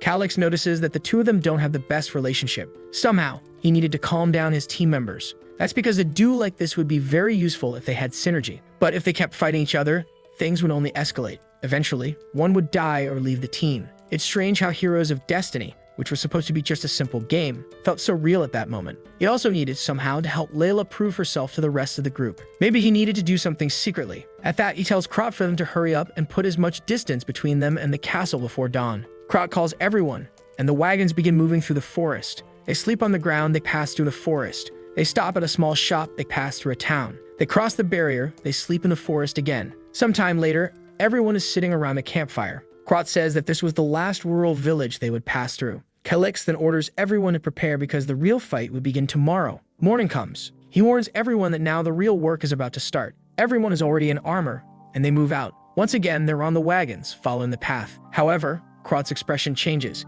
He tells our boy that some of the scouts are already returning. A man reports that in the forest just ahead, there's a group of Sasquatches. Krot asks how many there are. The man says 5, and suddenly someone taps him on the shoulder. Turning around, it's Calix, asking him to lift him into the tree. The man gives a peculiar smile, grabs him by the waist, and jumps up happily. From up in the tree, Calix observes the monster's camp. From afar, he can see the shelter, full of apes carrying skeletons. It's clearly not going to be easy. At that, Calix asks what the plan is. Krot says they'll probably bombard them with flaming arrows. But our boy looks scared, asking if he's insane for suggesting something like that. Layla is nearby, listening to everything. Krat apologizes, but says that this is the safest way to preserve the subordinates' lives. They couldn't risk trying something different. However, Calyx knows that no one in this world knows more about these creatures than he does. But right now, he has no way to convince the soldiers. Krat grabs him and climbs down from the tree, saying he'll try to think of a more critical plan. While Calyx is thinking of a way to convince not only Krat but the others, Layla is there quietly listening. She sees some of the guys reviewing the plan they'll follow, and she immediately realizes that their plan is garbage. Basically, it's to try and kill the apes, and that's it. Calyx knows that if he makes a suggestion and they don't follow it correctly, things will only get worse. Layla observes him as he watches everyone, trying to find a way to prove himself to these people. While he's standing by the wagon, Layla shows up, saying she wants to discuss something. She warns that the plan will fail, and all the members will die. Even if Krat survives, not everyone is as capable as him. Calyx says he already knows that. She then wants to know why he's silent and not telling anyone anything. He tries to explain that he's not silent. He's just trying to think of a way to convince the subordinates. Suddenly, Layla says she has an idea and he tells her to go ahead. She explains that Sasquatches are very attached to their young. That means if they attack the females and children, the males will definitely come to protect them. The monster's retaliation would only start once they're 100% sure the children are safe. Of course, our boy already knew this and asks what the rest of the plan is. She finds it strange that he doesn't react and says she first needs to know something. The plan was just to pass through quietly and not necessarily kill the creatures. He says yes, since the goal lies elsewhere. She explains that if that's the case, then there is another method. At the moment, the creatures are blocking the path because they think it's safe there. But if they attack the females and children, the front line will be drawn away. Our boy had already thought of this, but there's just one detail missing. He asks her who will do it. Who's going to be the one to attack the creatures alone and draw them all away? He yells, warning that this is basically a suicide mission. But out of nowhere, she says she'll do it, and he looks a bit confused. He explains that since the beginning, when she suggested it, he intended to take the role himself. He then asks if, by any chance, she's planning to use a certain herb. She looks confused and asks how he knew about that. He says it's obvious, because otherwise she wouldn't accept a suicidal mission like this. He then says that lately he's changed a lot out of nowhere. Suddenly, he starts coughing, saying that if it works, it's not a bad plan. She then thumps her chest and tells him not to worry. She spent a lot of time there as a child, so there's no way it'll go wrong. Calyx then asks why she's going so far to help him. She simply replies that if the Shikin family dies, she dies too. Our boy warns that it'll be hard for her to gain recognition from the others and asks if she's okay with that. She seems to agree, and he says okay then.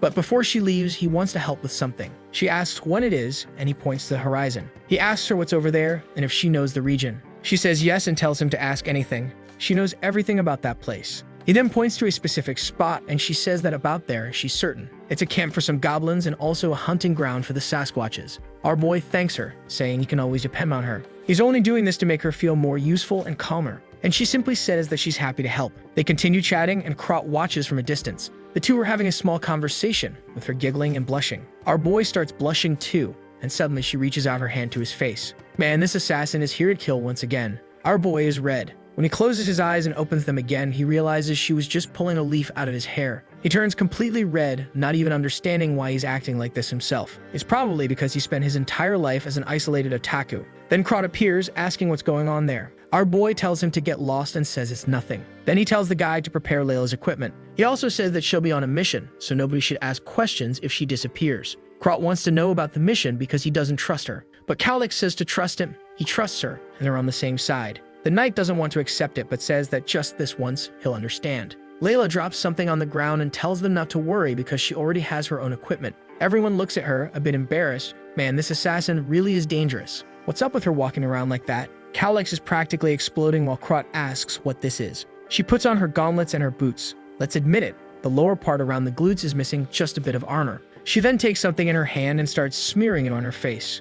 Apparently, it's that herb meant to distract the Sasquatches. Obviously, it stinks like hell, and Krat pinches his nose shut. Meanwhile, Layla doesn't care at all about her outfit, with the people staring at her because of the smell. What matters to her is completing this mission. Her concerns were unnecessary. Calyx then asks the prince if they can start the plan, and he says she should take some soldiers with her. But she's certain they wouldn't listen to her orders, so it's better not to. He responds that if that's the case, then she's free. With that, she gracefully jumps from branch to branch. Krat turns around, saying that they need to move forward as well. The army advances through the forest, and Krat declares that they'll finish this in one strike. Everyone is ready, but Calyx is still feeling insecure about this fight. One of the Sasquatches notices something, and when it turns, Krat is leaping toward it. He manages to land the first cut, but it's too shallow. Calyx wonders why he slashed in a situation where he should have tried to stab. and Krat is quickly covered by the shadow of the Sasquatch, which unleashes a flurry of punches. He's thrown far away, and the fool was grinning, saying that this fight is much more exciting than on the PC. Suddenly, the ape starts beating its chest, and everyone looks confused.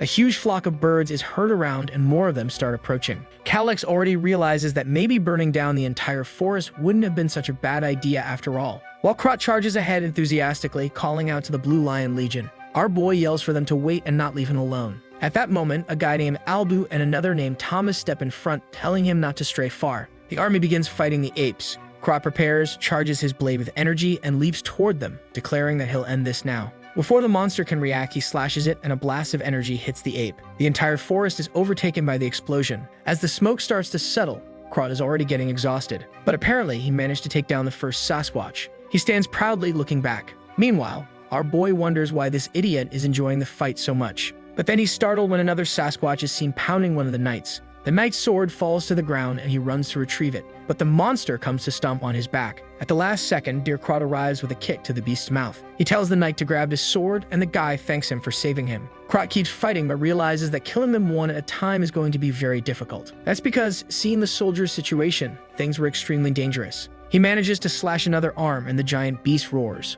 The problem is that he's only one man and is starting to get exhausted. Not to mention, even the older apes were stronger than he expected. He decides to try immobilizing some of them and slides under a leg, slashing at its heel. The beast roars and another one goes down. The soldiers get excited, seeing that they have a chance to win. But Krat knows something is wrong. Looking around the forest, they see 8, but there's still one missing. That's when he hears a sound beside him. There's a giant albino one charging toward the prince. And the worst part is that the monster is running and Calyx has no way to escape. Krat rushes, but Albu steps in front, telling the prince to stay back. From a distance, Krat unleashes another lightning attack, and everyone is momentarily blinded. But as the smoke clears, a hand bursts out of it. It strikes Albu in the chest, sending him flying and leaving a crater in the ground. Calyx is shocked, realizing that should have been him. Thomas steps in front, telling the prince not to move. Meanwhile, the monster keeps advancing and Krat is starting to get exhausted. He leaps for another attack while Thomas stays by the prince's side, until Calyx calls out to him, saying he needs to help deal with his Sasquatch. Otherwise, everyone will die. But Thomas didn't want to leave the prince's side because it was too risky. However, Calyx warns him that no one is coming to save them, so if they have a chance to win, it's now. He grabs the knight's arm and says that if more soldiers die, they'll be at a numerical disadvantage. Thomas knows this, but as a knight, he can't abandon the prince just like that, until Calyx yells, asking how long he plans to defy orders. Hearing that, Thomas realizes he has no choice. In the end, the knight has to follow the Lord's orders, and he says he'll obey. Calyx thanks him and then runs off. He follows the crater until he gets close to Albu. Obviously, the poor guy is in bad shape on the ground, and Calyx is horrified at the sight. With one attack, he had lost his arm, and his armor was completely crushed. He approaches, telling the guide not to lose consciousness because he's going to stop the bleeding. He pours a potion into his mouth, but he knows it's not enough. When he removes the armor, he sees that the guy's stomach is a crater. The Sasquatches punch and hit directly, leaving him with massive internal bleeding. The problem is that these low-level potions aren't enough. They need a healer as soon as possible. He grabs the guy's sword and tells him to stay awake. He'll come back as fast as possible and make sure he survives. Shortly after, in another part of the forest, he hides behind a tree, observing the Sasquatches. This was the hunting region for goblins that Layla had mentioned. But just glancing at them, he's terrified to see the beasts pounding their chests. The monsters were much stronger and more disgusting than he had imagined. He punches the tree, thinking that he really could die here. He's afraid, even though he wants to trust Layla's plan and is sure she set up the traps. If everything goes right, he won't get hurt, but this isn't the world where he's sitting behind a monitor. Breathing heavily, he remembers Albu lying there. He tells himself it's fine. He won't die. He steels himself, saying that he'll do this, and then steps out from behind the tree. He calls out to the Sasquatches, shouting that today is their day to die. The ape charges at him, but suddenly he pulls a lever and several spears strike from behind. They stab right into the beast's ribs, and it drops to the ground immediately. But as soon as the first one fell, another monster noticed and came running toward him. Calyx barely dodges the attack and manages to pull another lever. This time, a rope swings down, slamming the giant beast into the ground. These were extremely sharp spider vines. Additionally, he had asked Layla to coat the spikes with mermaid venom, an incredibly strong anesthetic. Seeing how weak the ape is now, he believes it worked. He steps closer, grabs the sword, and strikes it right in the middle of the head. The feeling of the blade piercing the skull was so much different than in the game. When he pulls the sword out, he's showered in ketchup. The whole thing was disgusting. He never imagined he'd have to go this far, but there he was taking the creatures' lives.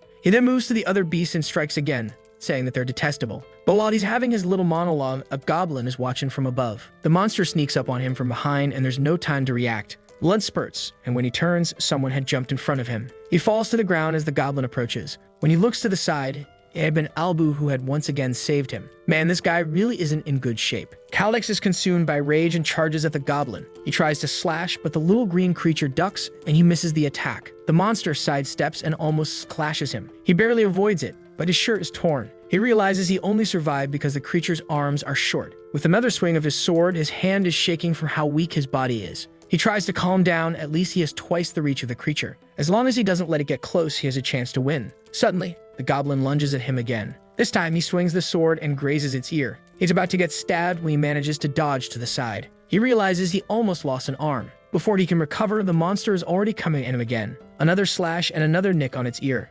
Again, the goblin goes for his shoulder, but this time he kicks its hand. The moment the creature is disarmed, he screams for it to die and drives the blade into its chest. He's exhausted as the creature's legs go limp. He drops the sword and collapses to his knees in front of the monster. Seeing what he'd done with his own hands, he starts vomiting. This was completely different from the game, and he genuinely thought he was going to die. Suddenly, the system general appears, congratulating him. He had defeated a monster much stronger than him and would receive additional rewards. Additionally, he also defeated an F-class monster. With that, his level rises from 8 to 11. Suddenly, someone calls out to him, and when he looks to the side, it's Krot asking if he's okay. But he quickly notices the dead Sasquatches and the impaled goblin. Krot circles around him, wanting to know if he really wasn't hurt. That's when Calix asks how the rest of the group is doing. Krot replies that after they killed 2 Sasquatches, the rest fled out of luck. But Calix knows it wasn't luck, it was Layla's plan. That's when he remembers something and asks where the soldier who was with him is. Krot asks if he means Albu, and our boy says yes. He then points to the side and says he's standing right there. Calix knew it was impossible for no one to die on the mission, but seeing Albu's body, he apologizes.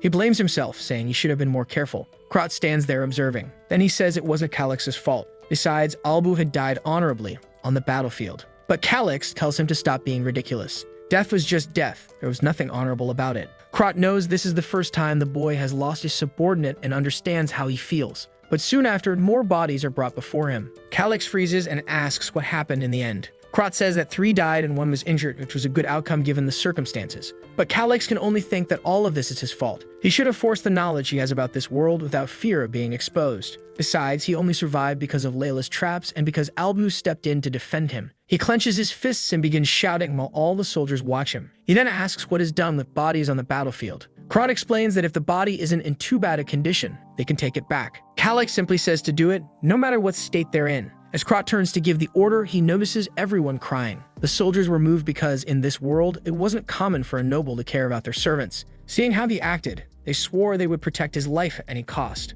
Krot noticed everyone's expressions had changed. At least the boy had won a bit of their hearts. Sometime later, Krot approaches our boy. He says that they're ready to leave and are just waiting for the signal. Calix notices that they're looking at him differently. Seeing their determination, he knew this wasn't the time to feel guilty. He needed to give everyone hope for the future. He then praised everyone's performance in the battle against the Sasquatches. Now they would head to their destination as quickly as possible. However, they wouldn't neglect or abandon anyone who was injured. The men shout that they understand, and then we see what happened an hour ago. Layla was approaching when a Sasquatch lunged at her. Strong as always, she dodges it but hadn't expected them to notice her so quickly. She throws a dagger attached to a rope and leaps to the other side, dodging the Sasquatch's attack and climbing up onto a branch. With that, she blocks the path and jumps back down to the ground. When she turns around and the beast comes at her, it suddenly smashes face first into a trap. With it immobilized, all she had to do was finish it off. But the monster keeps moving and even grabs a tree, pulling it out of the ground. She hadn't expected that. The giant comes in for a crushing hug, but she easily dodges it. Sliding to the side, she starts wrapping the rope around its neck. Before the beast realizes it, it's already being strangled. Somehow, she had managed to make it work. She didn't think it would be possible for this ape to break through those monster tendons. Besides, the ropes were too thin for it to grab with its hands. Then she notices that even while strangled, it's still knocking over trees. She's a bit shocked and decides she needs to finish this quickly. According to what Calix said, all she had to do was inject the venom straight into its bloodstream. Once again, the ape comes in for a smash, but she dodges and slips behind it. She pulls out a needle and drives it right into the monster's nape. She had done everything he told her to, but she wasn't sure it would actually work. Now her only option was to pray that it worked. The ape, however, doesn't seem to be calming down and keeps thrashing until the trees shatter. Then she realizes the venom isn't working as well as expected. Or rather, is working because the ape's eyes roll back and it crashes face first to the ground. She's impressed that it actually worked. As much as she didn't want to admit it, that blonde brat knew more about poisons than she did. But it's very strange because he changed so much overnight. She's been watching him up close for over a year now, yet suddenly he seems like a completely different person. At least she hopes it's for the better. After all, she never thought she'd have the chance to get revenge again. But maybe now it's possible. Back on the wagons, Calix glances back. Some soldiers who survived are still exhausted and beaten up. He tells Krot that they're going to stop here, and Krot says he understands. As the soldiers sit around the trees, Calix approaches and offers them some potions. They hesitate because those are very expensive. But our boy just tosses the bottles to them and tells them to drink up already. That's when someone comes up behind him and asks what he's doing. Calix already knew someone would complain about this. Krot tells him that even a low-rank potion is extremely expensive. These ones, Russell had prepared specifically for him. After all, 10 bottles like these cost half the reserves of their house. Angrily, Calix asks if he's telling him to let everyone suffer while these potions just sit there. Krot looks uncomfortable and says that's not exactly what he meant. Everyone watches, and our boy tells them not to worry. When the expedition is over, they'll have enough money to buy as many potions as they want. At that moment, both of them are surprised again. The soldiers bow, thanking the Lord for his generosity. The clueless Calix is at a loss for words. Meanwhile, Krot notices that now those soldiers have truly decided to give their lives for him. Our boy tells him to wipe that dumb smile off his face and get ready to move out. As soon as he gets on the wagon, the system screen pops up, showing that the support percentage had increased to 18%. He smiles and tells them to move forward. The wagons continue advancing through the forest. Sometime later, someone shouts for them to stop. Krot asks what's wrong, and Calix says they've arrived at the destination. Krot looks confused because he doesn't see any secret vault. Not to mention there's no one guarding the area. What kind of place is this? Calix asks if Layla has sent a message, and Krot says no. With that, they just decide to set up camp there for now. Until further orders, they would stay put. A while later, inside a tent, Calix points to a region on the map and says that the Hoshiran family vault is right there. Krot asks if he's not way off, and our boy says no. At that moment, Krot yells in his face, saying that based on the map, it would take at least a week to get there. The soldiers were already getting exhausted after being away from home for so long, and if they told them they had to march for another week, half would probably give up. Thomas also says that staying in one place for too long is dangerous because they'd be found soon. Calix lazily tells them to listen before they start complaining. He just pointed to the vault's location. He never said they were going there. Krot comes to ask if the objective of the expedition isn't to steal the vault. Calix walks to a corner of the tent and says they'll access it from there. He starts stomping on the ground, searching for something until he steps on a lever. Suddenly, the ground begins to rise and a stone appears in front of him. The men look completely confused as he starts fiddling with some kind of puzzle. Suddenly, the stone sinks back into the ground, revealing an entrance. As soon as the blonde boy steps forward to follow the path, the men grab him, saying it could be a dangerous trap. Our boy says he highly doubts that. Krot then admits he's confused and wants to know how Calix has information about this place. Calix says that what he knows comes from a reliable source. Considering he's been somewhat incompetent so far, he knows it's hard for them to believe him. But soon, they'll see for themselves. Krot looks a bit embarrassed, and Thomas steps in, saying he believes in their leader. A leader who valued even the weakest of his soldiers was someone he could place his trust in. The other soldiers alongside them also say they believe in him. If they follow this path and die anyway, it would be an honor. Krot gets emotional, and our boy tells them to stop trusting him because he's still weak and can't even use mana properly. They were idiots to trust their lives to someone like him.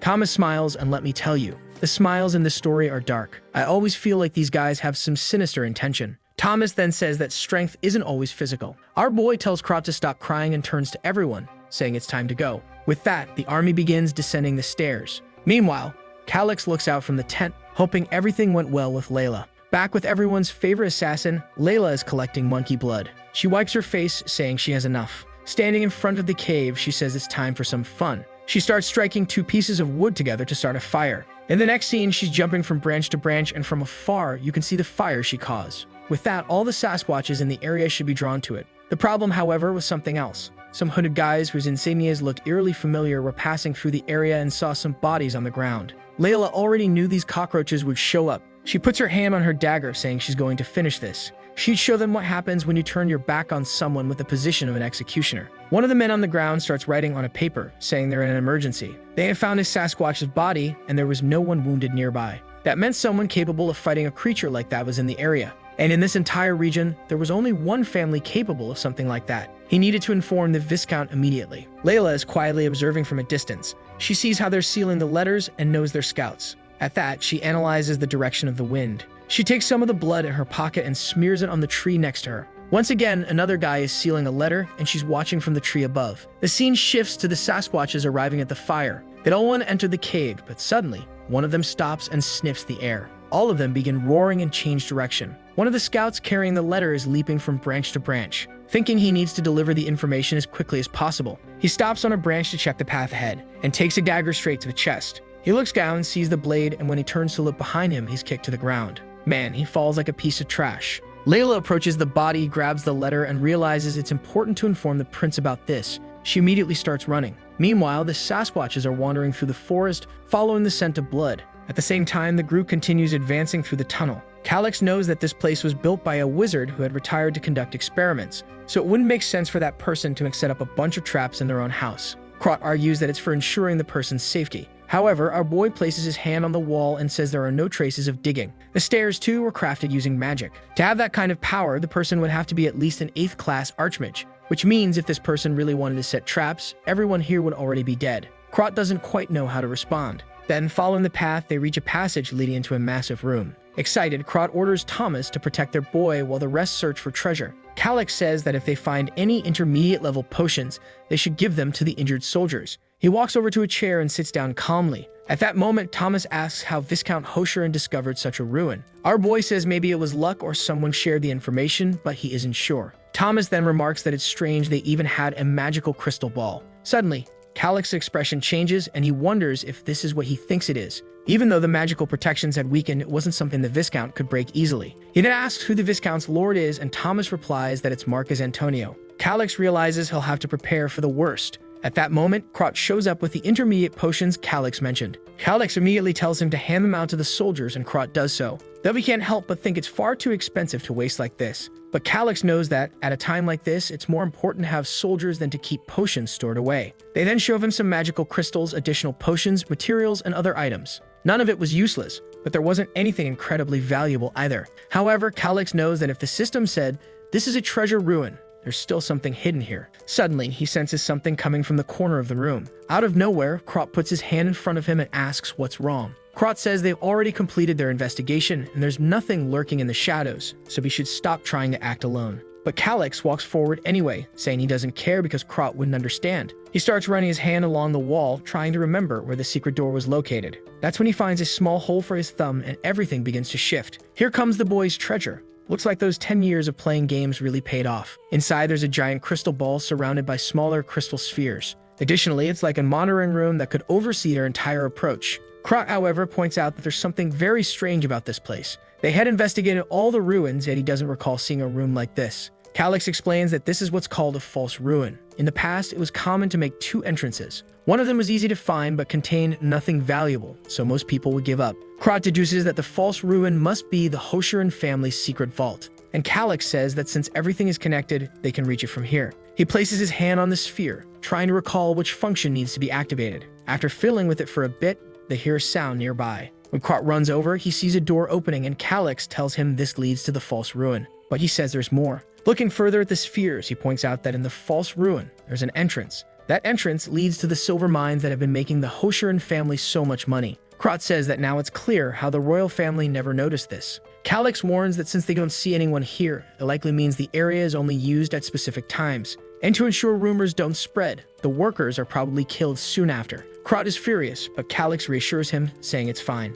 All they need to do is disable the crystal ball the Hosherans use as a key. It's like modifying security codes and access connections. After taking everything they need, he'll obviously leave a present for those guys. He then tells Krot to take the men and start collecting all the crates because it's time to leave. But Krot looks sad again about leaving the prince's side. For heaven's sake, bring back my waifu already. Calyx says he can handle it alone, and Krot reluctantly agrees, saying he'll return soon. With that, he leaves and Calyx celebrates finally having a moment to himself. And wouldn't you know it, our boy finds yet another secret passage. Inside, he discovers an item he's very familiar with from the game, though it looks very different in person. It's the bracelet of the Grand Alchemy Priest. The translation here is garbage, isn't it? And I'm translating the garbage translation, so this is peculiar. Its effect is that when you're on the brink of death, it activates a protective barrier that lasts for 2 hours. But if you take another very strong hit while the barrier is active, obviously, it breaks. The item had a cooldown period of 1 week, and after 3 activations, it would stop working. However, it was perfect for him, since at this moment he has no combat abilities. He slips it onto his wrist, thinking that now it's as if he has 3 extra lives. But as he's about to leave, he notices one more detail. Inside the place where he picked up the item, there was something written. He tries to read it but only understands part of it, something about a Hecatoria or something like that. The problem is that the rest of the message is indecipherable to him. He remembers that once in the game, he heard about this name, Hecatoria. In the legends, she's the goddess who taught humans how to use magic. But he's certain this didn't exist in the game. Could this be something that only belongs to this world? As he touches it with his finger, electricity begins to surge, and he feels a tremor. Suddenly, it seems like only his consciousness exists, and he asks where he is and why he can't see anything. Looking down, there's a giant eye surrounded by glowing blue shapes. He wonders if this is the domain of the divines he heard about, the so-called gods that watch over people in this world. Suddenly, he begins to writhe in pain as a voice echoes in his head. It was as if the words were being forced directly into his brain. A red-haired woman's voice says that this is wrong and inhuman. But one of the energy sources replies that there were no humans there. It warns Hecatoria that the matter had already been settled by vote.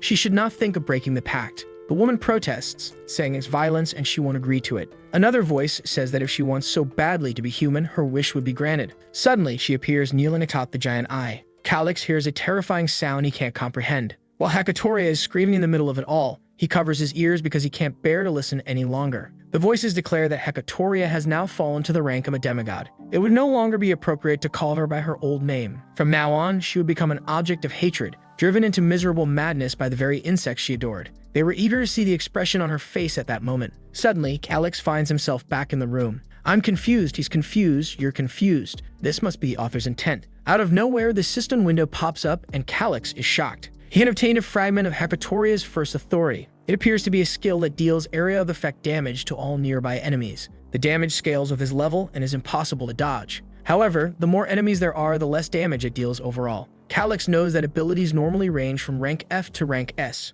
but there are exceptions when it comes to so-called unique abilities. And beyond that, there are authority abilities which are even more distinct. It's a power that only X-class individuals or those known as demigods can use. In fact, developing an authority is the only way to reach the X-class. Another cistern window appears, stating that he has absorbed a fragment of authority. This raises the rank of his soul. Calix is now certain that the one who sent him to this world was the goddess named Hecatoria. He knows that only authority-level abilities can harm a god. Perhaps she's hoping that somehow he'll avenge her. The lunatic starts laughing with his hand over his face, wondering if this is really going to be the final objective of this game. Obviously, he feels like he's being manipulated, but he's going to end this whether he wants to or not. At that moment, Krot returns and asks if he's done. Calix tells him not to be surprised, and Krot looks confused. In the next scene, everything is chaotic and lively. There was so much treasure in that room that they needed more time to collect it all. Just the chests filled with coins totaled over 30,000. Our boy gets excited. It's much more than he expected. And Krot says that, in addition, there are several crates with silver bars worth about 100,000 gold coins. The only problem is that transporting so much loot with just this expedition wouldn't be easy. Calix thinks he never imagined the biggest problem would be having too much treasure to carry. But to him, it doesn't matter how much there is, it won't be a problem. Because when he killed the goblin, he aimed the inventory ability. He's feeling all confident, grinning to himself, while Krot wonders about his excitement. Calix simply tells him to bring the crates closer. He'll handle the rest. Krot asks if everything in front of him is accounted for, and the man confirms it. Calix then tells him to prepare everyone for the return journey. Krot agrees, though he has no idea what the boy is planning. But Calix knows that in this world, the concept of players and abilities doesn't exist. It would take too long to explain what an inventory is. So instead of explaining, he'll just make it work. At that moment, Krot says everyone's outside but asks what they're going to do with the crates. Calix shows the bracelet and says he obtained it there. It has a subspace magic ability. It's an extremely rare artifact with enough room to store all the crates. Krot's eyes go wide and he asks where Calix got something like that. Our boy simply tells him to keep quiet and keep it a secret. He says that truly understanding something that valuable would be dangerous if others found out. He then says he's heading out and Krot agrees while still stunned. Calix thanks him as he leaves. Now he needed to focus on the objective. Thinking of the inventory, the cistern window pops up. He wonders if it's going to be as simple as a game. He touches one of the crates, and immediately it appears in the inventory as silver bars. It looks as easy as he imagined, and he begins loading his inventory. Man, the kid's like Minecraft, stacking everything in piles of 99. With all the treasure collected, it was time to return. He climbs the stairs, and the men greet him, saying that everyone is ready for the journey back. But Calix is looking around. He wants to know if Layla still hasn't returned. Krot says no and questions whether maybe she betrayed them and fled. That's why he never trusted her from the beginning. Calix tells him to wake up to reality. It wasn't a coincidence that the Sasquatches fled at that exact moment during the fight. After explaining what happened, everyone looks shocked. Krot says that attacking the Sasquatch's nest alone was a suicide mission. Even though he didn't like the girl, he didn't want her to die like that. Calix says he would have suggested sending soldiers with her. But since no one trusted her, she had to go alone on that venture. Krot realizes that not only was he wrong, but it was because of her that they survived. Our boy says that if she hasn't returned, it's because something must have happened. Thanks to her, they avoided countless sacrifices. Now it was time to help her. Everyone stands at attention. Krot says he'll follow the Lord's orders. The other knights say that if she risked her life to save everyone, they needed to help her. Meanwhile, the clueless servant is just thinking that everything in this mission has been trouble. At least now, as a knight, he would complete his duty. Calyx orders them to split into a squad to search for her, while the rest will hide in the ruin. He's considering two possibilities for what might have happened to Layla. Either she was pursued by the Sasquatch leader or by the organization she belongs to. At this moment, he still believes it's the Sasquatches since no other pursuers have shown up yet. Besides, he's certain she's careful enough not to be caught in the act. The problem now is figuring out how to find her. Krot asks what they'll do next, and Calyx checks that everyone is ready. The plan for now was to head straight to the Sasquatch base and start avenging those monkeys. Before Krot can protest, Calyx places some herbs in his hands and tells him to burn them. It would produce a kind of oil that everyone should coat their weapons with. He warns Krot not to complain about the plan, and Krot just agrees. Calyx looks up, telling Layla to hold on. Sometime later, they're spying on the Sasquatch's base. They're sure that only females and children are inside. Calyx says they'll kill those inside first, and soon enough, the males will rush into the cave. But the men look uneasy and ask if this is really okay, since he already knows how dangerous the creatures are. Our boy tells them to see for themselves how powerful the poison on their weapons is. With that, they step forward and the Sasquatches hear something. The entire army begins advancing toward them. As the fight begins, Calyx hears others approaching. They run toward the cave, and Calyx says it's now their turn. They follow some footprints, and our boy says he's sure Layla wouldn't be defeated by those creatures. That's why they'll follow the largest footprints. Riding on Thomas's back, they start running. Along the way, Thomas asks if Calyx likes the woman. He gets it. After all, she's a very attractive woman. Calyx tells him to focus on the mission and stop joking around. But Thomas replies that he never imagined she would volunteer for something so dangerous. Calyx responds that it's because she realized they needed her too. At this moment, the Shekin family is the only place that's good for her. Thinking about the girl's appearance, Calyx knows that on Earth, she'd be a celebrity. But Layla doesn't care about that. Maybe it's because she's always lived with the urgency to survive. The first large-scale content of this game is called the Invasion of Bharwu, and the faction living in these mountains played a direct role in that event. Perhaps from the very beginning, Selvia was intentionally planning all of this. Inside the cave, Krot is amazed they won. The men are cheering, saying that, just as the Lord said, it was very easy to kill the apes with the poison. But they remind each other there's no time to rest, and they quickly set off running again. Krot is impressed, saying that when it comes to poison, he truly respects Calyx. At the very least, he hopes Layla is safe. But then they spot someone lying on the ground, blood at their mouth. On their way, Thomas and Calyx notice something. Our boy is shocked to see Layla lying on the ground, surrounded by two wolves.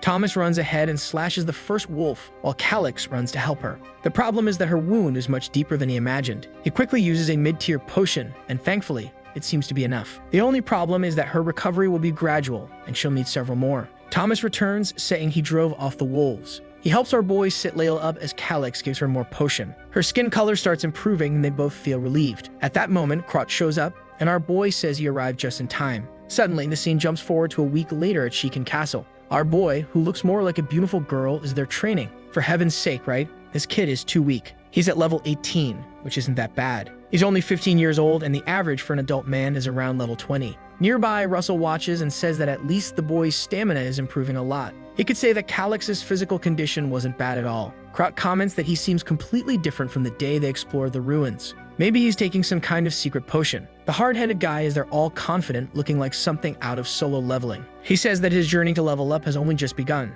The servant suggests they start sword training right away, but Russell says that Calyx's body needs to recover first. Suddenly, Calyx announces that he has something to resolve at the magical tower today. Krot didn't know about this, but our boy tells him to get ready because he's coming along for the visit. With that, he begins to leave, but Russell remarks that it seems Calyx now trusts Krot a lot. Krot responds that he doesn't know why, but he's certain the boy has exceptional talent. Besides, he genuinely cares about his subordinates and the people of the kingdom. Russell comments that lately it's been hard to understand the boy's actions and way of thinking. Krot says that while he may be talented, he still needs a master to guide him. But Russell counters that the priority right now is for Calyx to obtain his official title. He needs to complete the coming-of-age ceremony and advance to Class 4 soon. Still, the fear Russell once had about the future of the territory had disappeared. He never imagined someone suitable would appear this early. The scene shifts to the branch of the magical tower in Shekin's territory. Amidst an endless library, someone welcomes them. Our two boys appear, and here comes another dangerous situation. We're all thinking about Layla. Where is that girl who vanished after the rescue?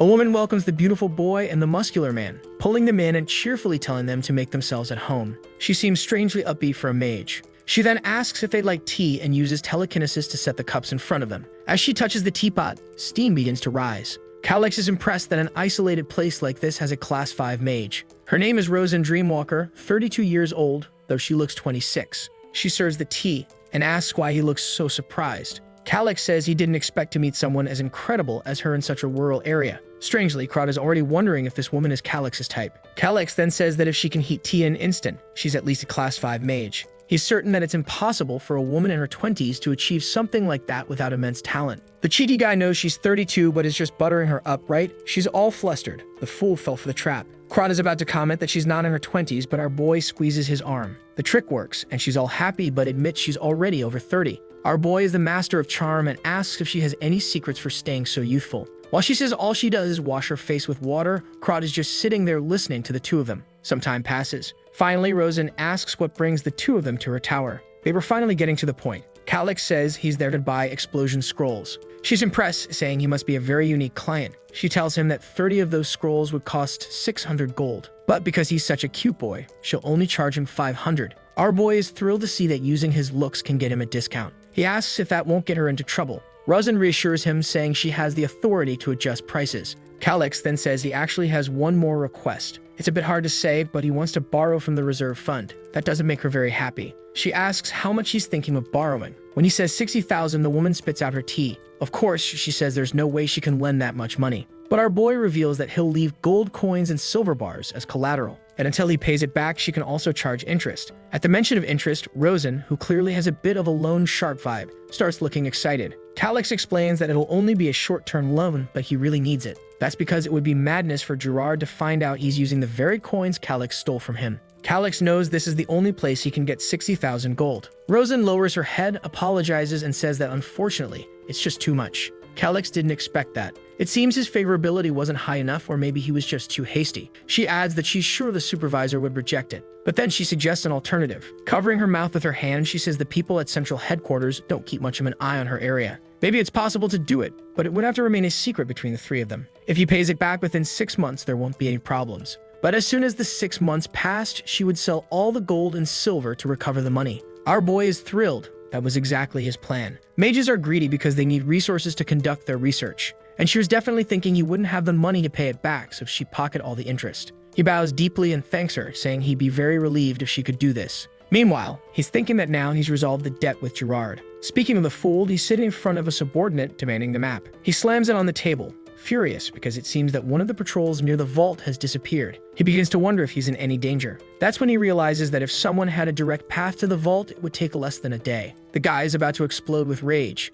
Immediately, he orders everyone to prepare to head to the lands of Golda. The problem is that the direct path was very different. Layla's former team runs headfirst into a golem. With Gerard right behind them, they have no choice but to attack. The golem swings its massive hand, and they realize they won't have time to dodge. The fools get sent flying. The weaker guys nearby already know that if they try to advance, they'll die too. They didn't even need to get close, they got flattened on the spot. Another man, his hair turning white with fear, shouts for caution. But he gets crushed too. Man, these guys are getting destroyed. 2 more idiots panic, and another golem finishes them off. Gerard stands there, silent, while the trainer of those men wonders why a golem has appeared. A creature like that doesn't form naturally, which means there's at least a Class 5 mage nearby. He turns to Gerard and suggests they retreat, but Gerard shouts at him, demanding to know why he's saying that. No matter what happens, they must press forward. The path had to be cleared within 24 hours because they had tributes to pay to the Marquis. Even if everyone died in that place, they were to keep moving forward. Back at the tower, Rosen casually asks if they've received a little gift. She wonders if it's something romantic, like a lover or an affair. Our boy says no,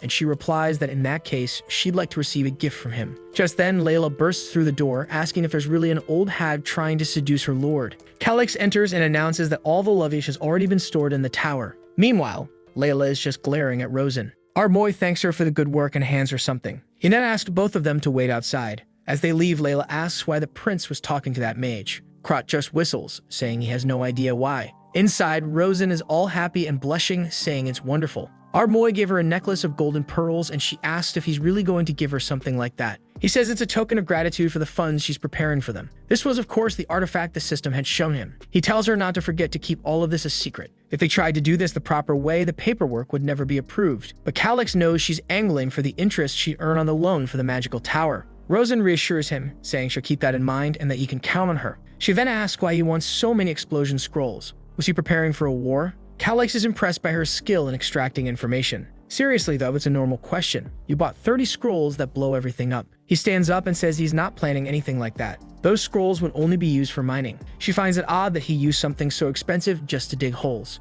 She asks if he's found a gold mine. Calix is tired of how much information this woman is trying to pull from him. He waves goodbye, saying they'll continue the conversation next time. She looks surprised but smiles, saying she's looking forward to it. Outside, he finally has 60,000 gold in his inventory. With that, all the massive debts of the territory could be paid. He's just anxious to see Gerard's reaction when he finds out his treasures were stolen. While he knows he means nothing to Selvio, it's obvious he won't let the man who ordered his assassination get away with it. They would pay for what they did. Even if they had no idea this had already begun, the revenge wasn't over yet. Back at the golem, the men have wrapped chains around it, trying to pull the creature down. They anchored it to the ground, pulling in all directions until they finally expose its core. One of the men stabs it with a knife, yelling for it to die, and strikes the center of its chest. The core flares up, releasing an explosion as the stones fly in every direction. Man, the squad is in rough shape. Everyone is dead on the ground, swords scattered, bodies collapse. One of the men says they managed to kill the golem, but it costs 60% of their squad. Gerard, however, tells him to stop complaining and to just open the gates already. They reach the door of the hideout and a man brings the crystal ball forward. But when he places it on the door, it displays a message.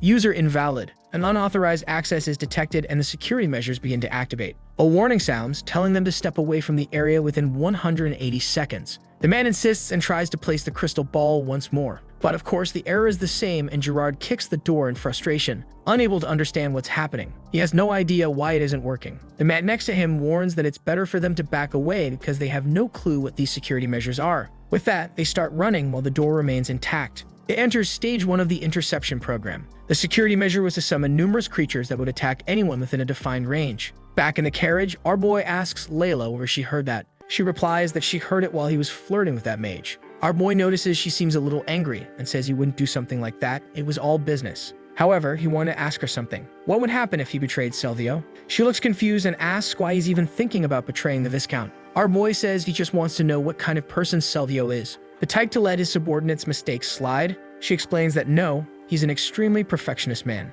A person who would never tolerate failure in any form. Our boy then wants to know what would happen to Gerard if the Viscount found out. Layla says she has no idea, but Gerard is also not someone who would accept being killed so easily. He would probably try to survive at any cost. It's obvious he wouldn't hesitate to betray the Viscount if necessary. Our boy thinks to himself that it's obvious Gerard wouldn't let himself be killed so easily. Meanwhile, Layla is watching him, realizing that the boy is planning something on his own again. Looking at his cyan-colored eyes, she doesn't know what this strange feeling is. And our boy is deep in thought, feeling like he's missing something. Back in the lands of Golda, the men have finally exterminated the monsters. The problem is that the Viscount's forces have also been almost completely wiped out. Gerard orders them to bring reinforcements and to open that door. There was no way to enter normally, so they had to use explosion scrolls. They blow up the entire door, and the entrance is now open. But the man already had a bad feeling about this. Inside, they realize the treasures are not there. Desperate, he orders the men to quickly find the silver. Everyone runs around searching. Of course, they won't find anything. One of them eventually finds a scroll on the ground.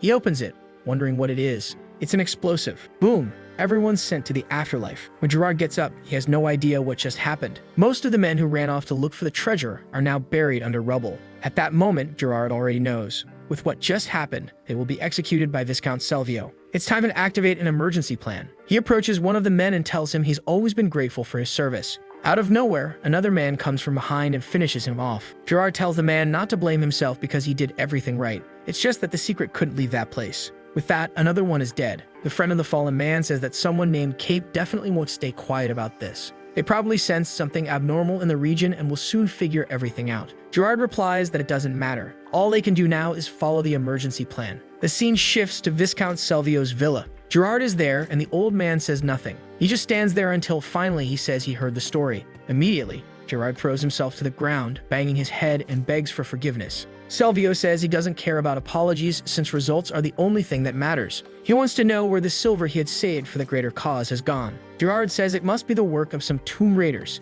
He explains that somehow they must have dug their way in within a day. The man says that doesn't make sense since the security system would have been activated. Not to mention it would take a long time to dig that deep. Gerard lies, saying that most of the silver coins are still there. There's no way a handful of tomb raiders could have stolen everything in such a short span of time. Besides, they're already keeping an eye on all the merchants in the region to see where the precious metals will end up. Once that happens, they'll ambush them. Silver coins aren't something you can take far away very easily. Eventually, whoever stole them will return to sell them. Salvio says he understands and warns that it's best to capture those people as soon as they return. Gerard assures him there's nothing to worry about.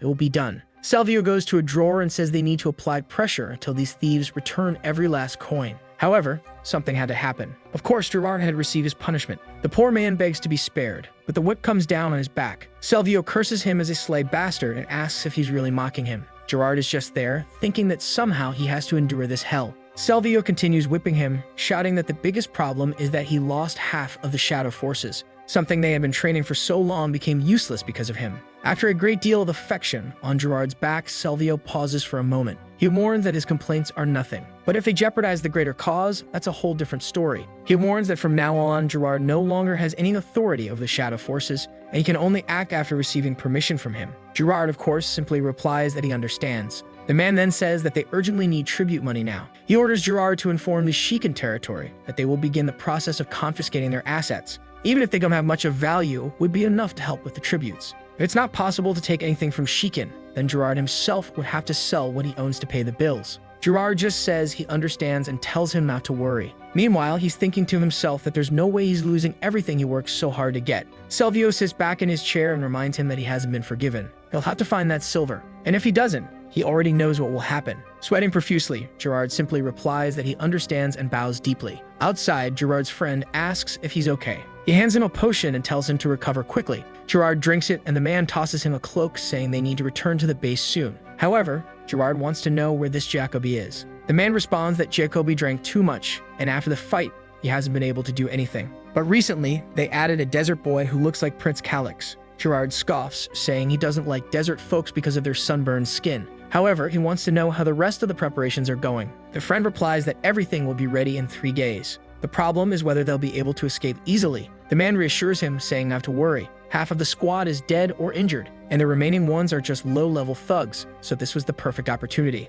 Maybe all these events were a blessing in disguise. After all, the more money they had to build a new life, the better it would be to escape. However, Gerard doesn't look convinced. He believes that the boy from the Shikan family has already won the succession battle easily, so it probably won't be that simple. A few days pass. Krot enters the room and calls for the two of them. He announces that Gerard and Mythos have come to visit. It's probably because of the debts. Russell says it's exactly as the prince had predicted. He tells Krot to accompany the prince to meet with the men. Russell wasn't going to get involved in this anymore because he believed the boy was capable of leading the territory. Krot says he understands. Meanwhile, Gerard, ever the lunatic, looks flushed, saying the boy's physique is improving day by day. But our boy simply replies that he doesn't greet unnecessary people, and that Gerard's arrogant attitude was already testing his patience, so it was better to get straight to the point. Gerard says that if Calix is so eager, he'll be direct too. He opens his arms and announces that the official confiscation would begin. He had determined that the Shikan territory wouldn't be able to pay the 60,000 gold, so they would take everything there as collateral for that amount. Our boy asks what Gerard will do if he refuses. With a finger to his nose, Gerard replies that he'll call for a senior official to ensure Calix doesn't escape. And obviously, a forced audit of the territory would happen. Krot insults Gerard, but the man replies that this isn't a time for violence. It's just that he needs to be a bit more assertive in recovering his funds, as much as he also thinks this is the worst-case scenario. Our boy says that if Gerard really thinks it's that bad, he should delay the payment even further. Gerard replies that if Calix were a little more sincere, maybe that could happen. At that moment, Krot realizes the man is subtly asking for a bribe, but Calix feels that paying off the debt now would just leave him at a loss. However, to avoid complicating things for now, he decides to stick to the usual script. He announces that he has managed to gather most of the money, so there's no need for him to be sincere at all. Gerard suddenly stands up and demands to know how he gathered 60,000. Our boy asks why he looks so angry and surprised. Was this a good thing? He places the official notes on the table and says all the values are legitimate. Gerard knows that those notes are indeed government issued. But how the hell did this kid manage to gather 60,000 in such a short time? That's when Gerard has the idea to take this money and flee with it. It would be much better than escaping with gold and silver, so maybe this was the perfect chance to go to another country. Calix places a silver bar on the table and asks if Gerard wants to verify it. He explains that he has 32 pieces of these in 420 crates. At that moment, Gerard recognizes those as the very silver bars he had hidden from the Viscount. Now everything starts to make sense. The Viscount thought Gerard was only hoarding a few silver coins and some copper, but Gerard had been secretly using the hidden mines to amass far more resources and stash them away. Now that Calix knows about it, it's hard for Gerard to go against him because he'd be reported to the Viscount. If Selvio discovered this, Gerard would obviously be executed. Calix then tells Gerard they don't need to pretend anymore about what's happening here, and he asks Gerard what he thinks his fate will be. Since Calix is a kind boy, he'll give him two choices. Either he confesses that he was stealing for Selvio and faces punishment, or he betrays the Viscount and flees this place. Gerard is just seething with frustration, while the boy knows that Gerard is completely cornered. To give him a sliver of hope and help the man out, he decides to take action. Calix tells Gerard that he will help him survive if he chooses to flee. This was a very rare opportunity, so he wants to hear Gerard's answer. Krat seems a bit confused about the prince's plan. Gerard replies that just helping him escape the territory isn't enough. Our boy says he can provide solid support to ensure no one touches him. Gerard asks if the prince is trying to make him serve him. Calix responds that Gerard is already hated by the most powerful person in this region, so obviously that wouldn't be a good deal. Gerard then says that if he had someone even more powerful than that man, surely the prince would be the one conceding. Calix replies that Gerard has finally understood and places a sheet of paper in front of him. He says that once Gerard signs it, he'll reveal the plan. The paper states that the Shikan territory has already paid off all its debts to Myrta's companies. The lunatic starts laughing, saying that Calix really is terrifying. It seems the boy has been deceiving the entire world this whole time. Gerard says he'll sign because he has no other option. After all, he doesn't want to become an enemy of the blonde boy.